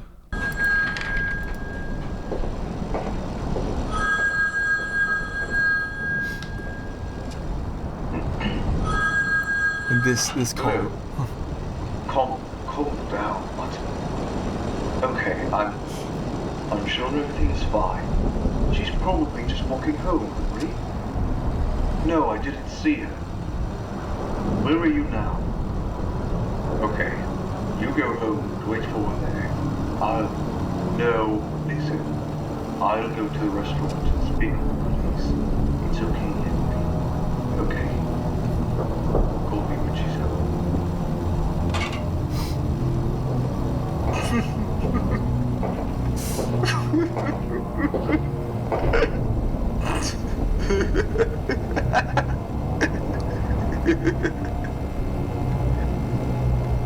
April Fools. I love that. Like, I loved that line so much. Yeah, there's a lot there, obviously, that ties into the other secrets that we were talking about. And initially when this was made, it was a teaser for Heyday, but it also works as like an epilogue to Heyday. Like if you watch Heyday first and then this, it makes sense. And if you watch it before and then Heyday, it kind of works on both ends of the spectrum. It's especially that whole. So this is something I suppose I want to address because it's something I remember coming up when this video came out and something that has been mentioned a few times, and it's this idea or this worry that people have that I'm gonna go for like a split personality, like DID angle for William. And I want to say that the way I look at it is not as a split personality. Like it's not like the movie Split, you know, where there's like literally an evil William and a good William and they're fighting over each other or anything like that. The rabbit to me is a manifestation or like a mental kind of I don't know if you call it like an excuse or something that William has generated, but it's like he puts all of his own traumas and bad actions onto this like fictitious creature, right, which he's kind of created, and through the agony and stuff like that in the series and that he generates, it's starting to create an actual creature that's like alive. But it's not a case of when the yellow is on screen, that's like the evil personality talking, and when the purple's on screen, that's like the good version. Because you'll notice like when he picks up the phone and he's lying to Henry, it doesn't go yellow. Like it's not the evil one like tricking Henry. It's like William is this way. He does act this certain way. The rabbit is like a lack of control, or like when his most internal desires or bad actions like, leak out into the world. So like the worst stuff that he does is like something that he would attribute to the rabbit. But it's not, in case anyone's worried that it's going to be like, you know, he's going to be like, it's not my fault the rabbit did it, you know, and then they have to like exorcise him of the rabbit or something like that. It's not that. He's not a good guy with an evil spirit inside him or a ghost possessing him or anything like that. And the only reason I say that as like a definitive answer is I don't want people to like check out of the whole William background because they think I'm just going to attribute it to this like ghost or whatever inside him. Yeah, well, because it's very similar to the idea of like from the Silv3r's novels of like when they put the mask on his head, he's like much more like talkative and animated. Like it's almost as if it's like he himself like locks parts of his like personality to like objects or ideas, and that's sort of his way of like keeping up the facade of being, you know, a grieving father, a businessman, a scientist, all this stuff. That's how he like keeps up that facade of just being a regular person. Is that there are other people, but there aren't, you know? Yeah, exactly. Like I kind of see it like when you're exactly right. Like when he puts on the Spring Bonnie costume, that's like the rabbit, you know, coming out. I kind of see it like, and this is not a comparison of the two characters, but it's kind of like Batman, the way like Batman and Bruce Wayne are two, you know, quote unquote different people or two different personalities or whatever. But it's not like Batman isn't diagnosable as like someone with like dissociative identity disorder who there's like multiple personalities in his head. It's like there is the facade of Bruce Wayne on top of the Batman kind of, you know, truth underneath it. Obviously in this audio log it's a bit more like they're kind of both fighting each other, but he's not literally two people, you know. It's like you said, he's because in the magic system of Five Nights at Freddy's, like you can literally like literally memories can be associated with objects and like physical things, like, so that's like what agony or remnant is like the emotion of something being imbued into an object or the physical space. But I think it's kind of interesting if that can happen to memories themselves, right? Like memories can compound and compile, and maybe that's kind of what agony is, or an agony creature is it's like a compounding of those experiences all together, and him specifically like you said, like locking it away so that he can still go to work and not just like kill everyone he passes in the hall, you know. That's what letting the rabbit out is in a week prior, is you're allowing those inner desires out and letting the more rational part of your brain turn off and let the more animalistic instinct part take over, which in a week prior is obviously very much visualized as him like kind of in I think Gibby related it to the movie Get Out, you know, where they kind of like move back from the TV screen and they can kind of see what's going on and they're in the void, which is the visual I was evoking. But again, it's not literally that William is like a different personality. It's more that he's allowing, because, you know, it's like when people see red, you know, it's like that experience that people have discussed before. Some people see red, I see purple. Exactly. But like that idea of switching off a part of your mind and allowing the more instinctual base elements to come through, and you're not necessarily all there. You're watching it happen, you're dissociating a bit, but it's not an entirely new identity that's taking over. But yeah, I guess I don't know if there's any particular questions or anything like that you had from this, but thank you so much for going through everything with me. I honestly, we were recording for like way longer than I thought we would, but I'm kind of glad that we did, because this was literally like maybe the most comprehensive breakdown of Heyday that people will get. Like definitely, I'm definitely going to promote it as like the director's commentary of Heyday, because it's very much that, like going through it and just pausing it every little bit and breaking it down, which has been really Could you fun. imagine if we had the other cast members here? Who oh my god, it would have been an 8-hour recording session. Yeah, exactly. But I had a great time. I'm glad actually I got to do this, because there's definitely stuff that I wanted to talk about, which I got to speak about here. So thank you very much for giving that opportunity. And make sure if you're watching this from having seen my videos or coming here from my channel, that you subscribe to Solid Silv3r. He's got some amazing FNAF projects of his own going on, and some of which I'm a part of. Many that you're a part of. Yes, yeah. So it's been really fun. So thank you so much. Thank you for coming on. Like, this is really, like, if you told me a year ago, like 2024, when I first released my first A Springlock Failure episode, that I would be here, like, talking to, like, you and, like, about this huge project, like, I would not believe you. Like, honestly, this has become, this has been a dream come true for me. And I'm so glad that we could, like, I could help you create something just amazing like FNAF Heyday. Well, thank you. I really appreciate it. And believe me, I wouldn't have believed you either. You know? Yeah. So it's been amazing, like, with obviously everyone's help on the videos, and then the response to them has just been fantastic. Mm-hmm. So I couldn't be happier with how it's turning out. And like I said at the end of Heyday, FNAF 3 eventually. We'll try and get to it as soon as we can. But yeah, thank you so much, man. For viewers at home, if you somehow, after watching this maybe like 2+ hour video, I don't know how long it's going to be when I edit it down. Could be 3 hours, I don't know. Maybe. But if you have somehow not seen FNAF Heyday or the tapes, you just completely spoiled yourself.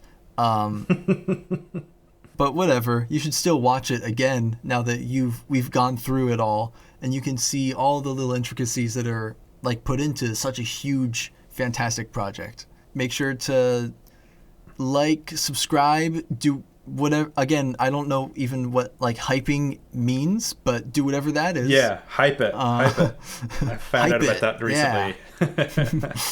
Yeah. Get down in the comments and hype this video. Give it all the hype points you've got. However you get those. Awesome. Yeah. Thank you all very much for watching.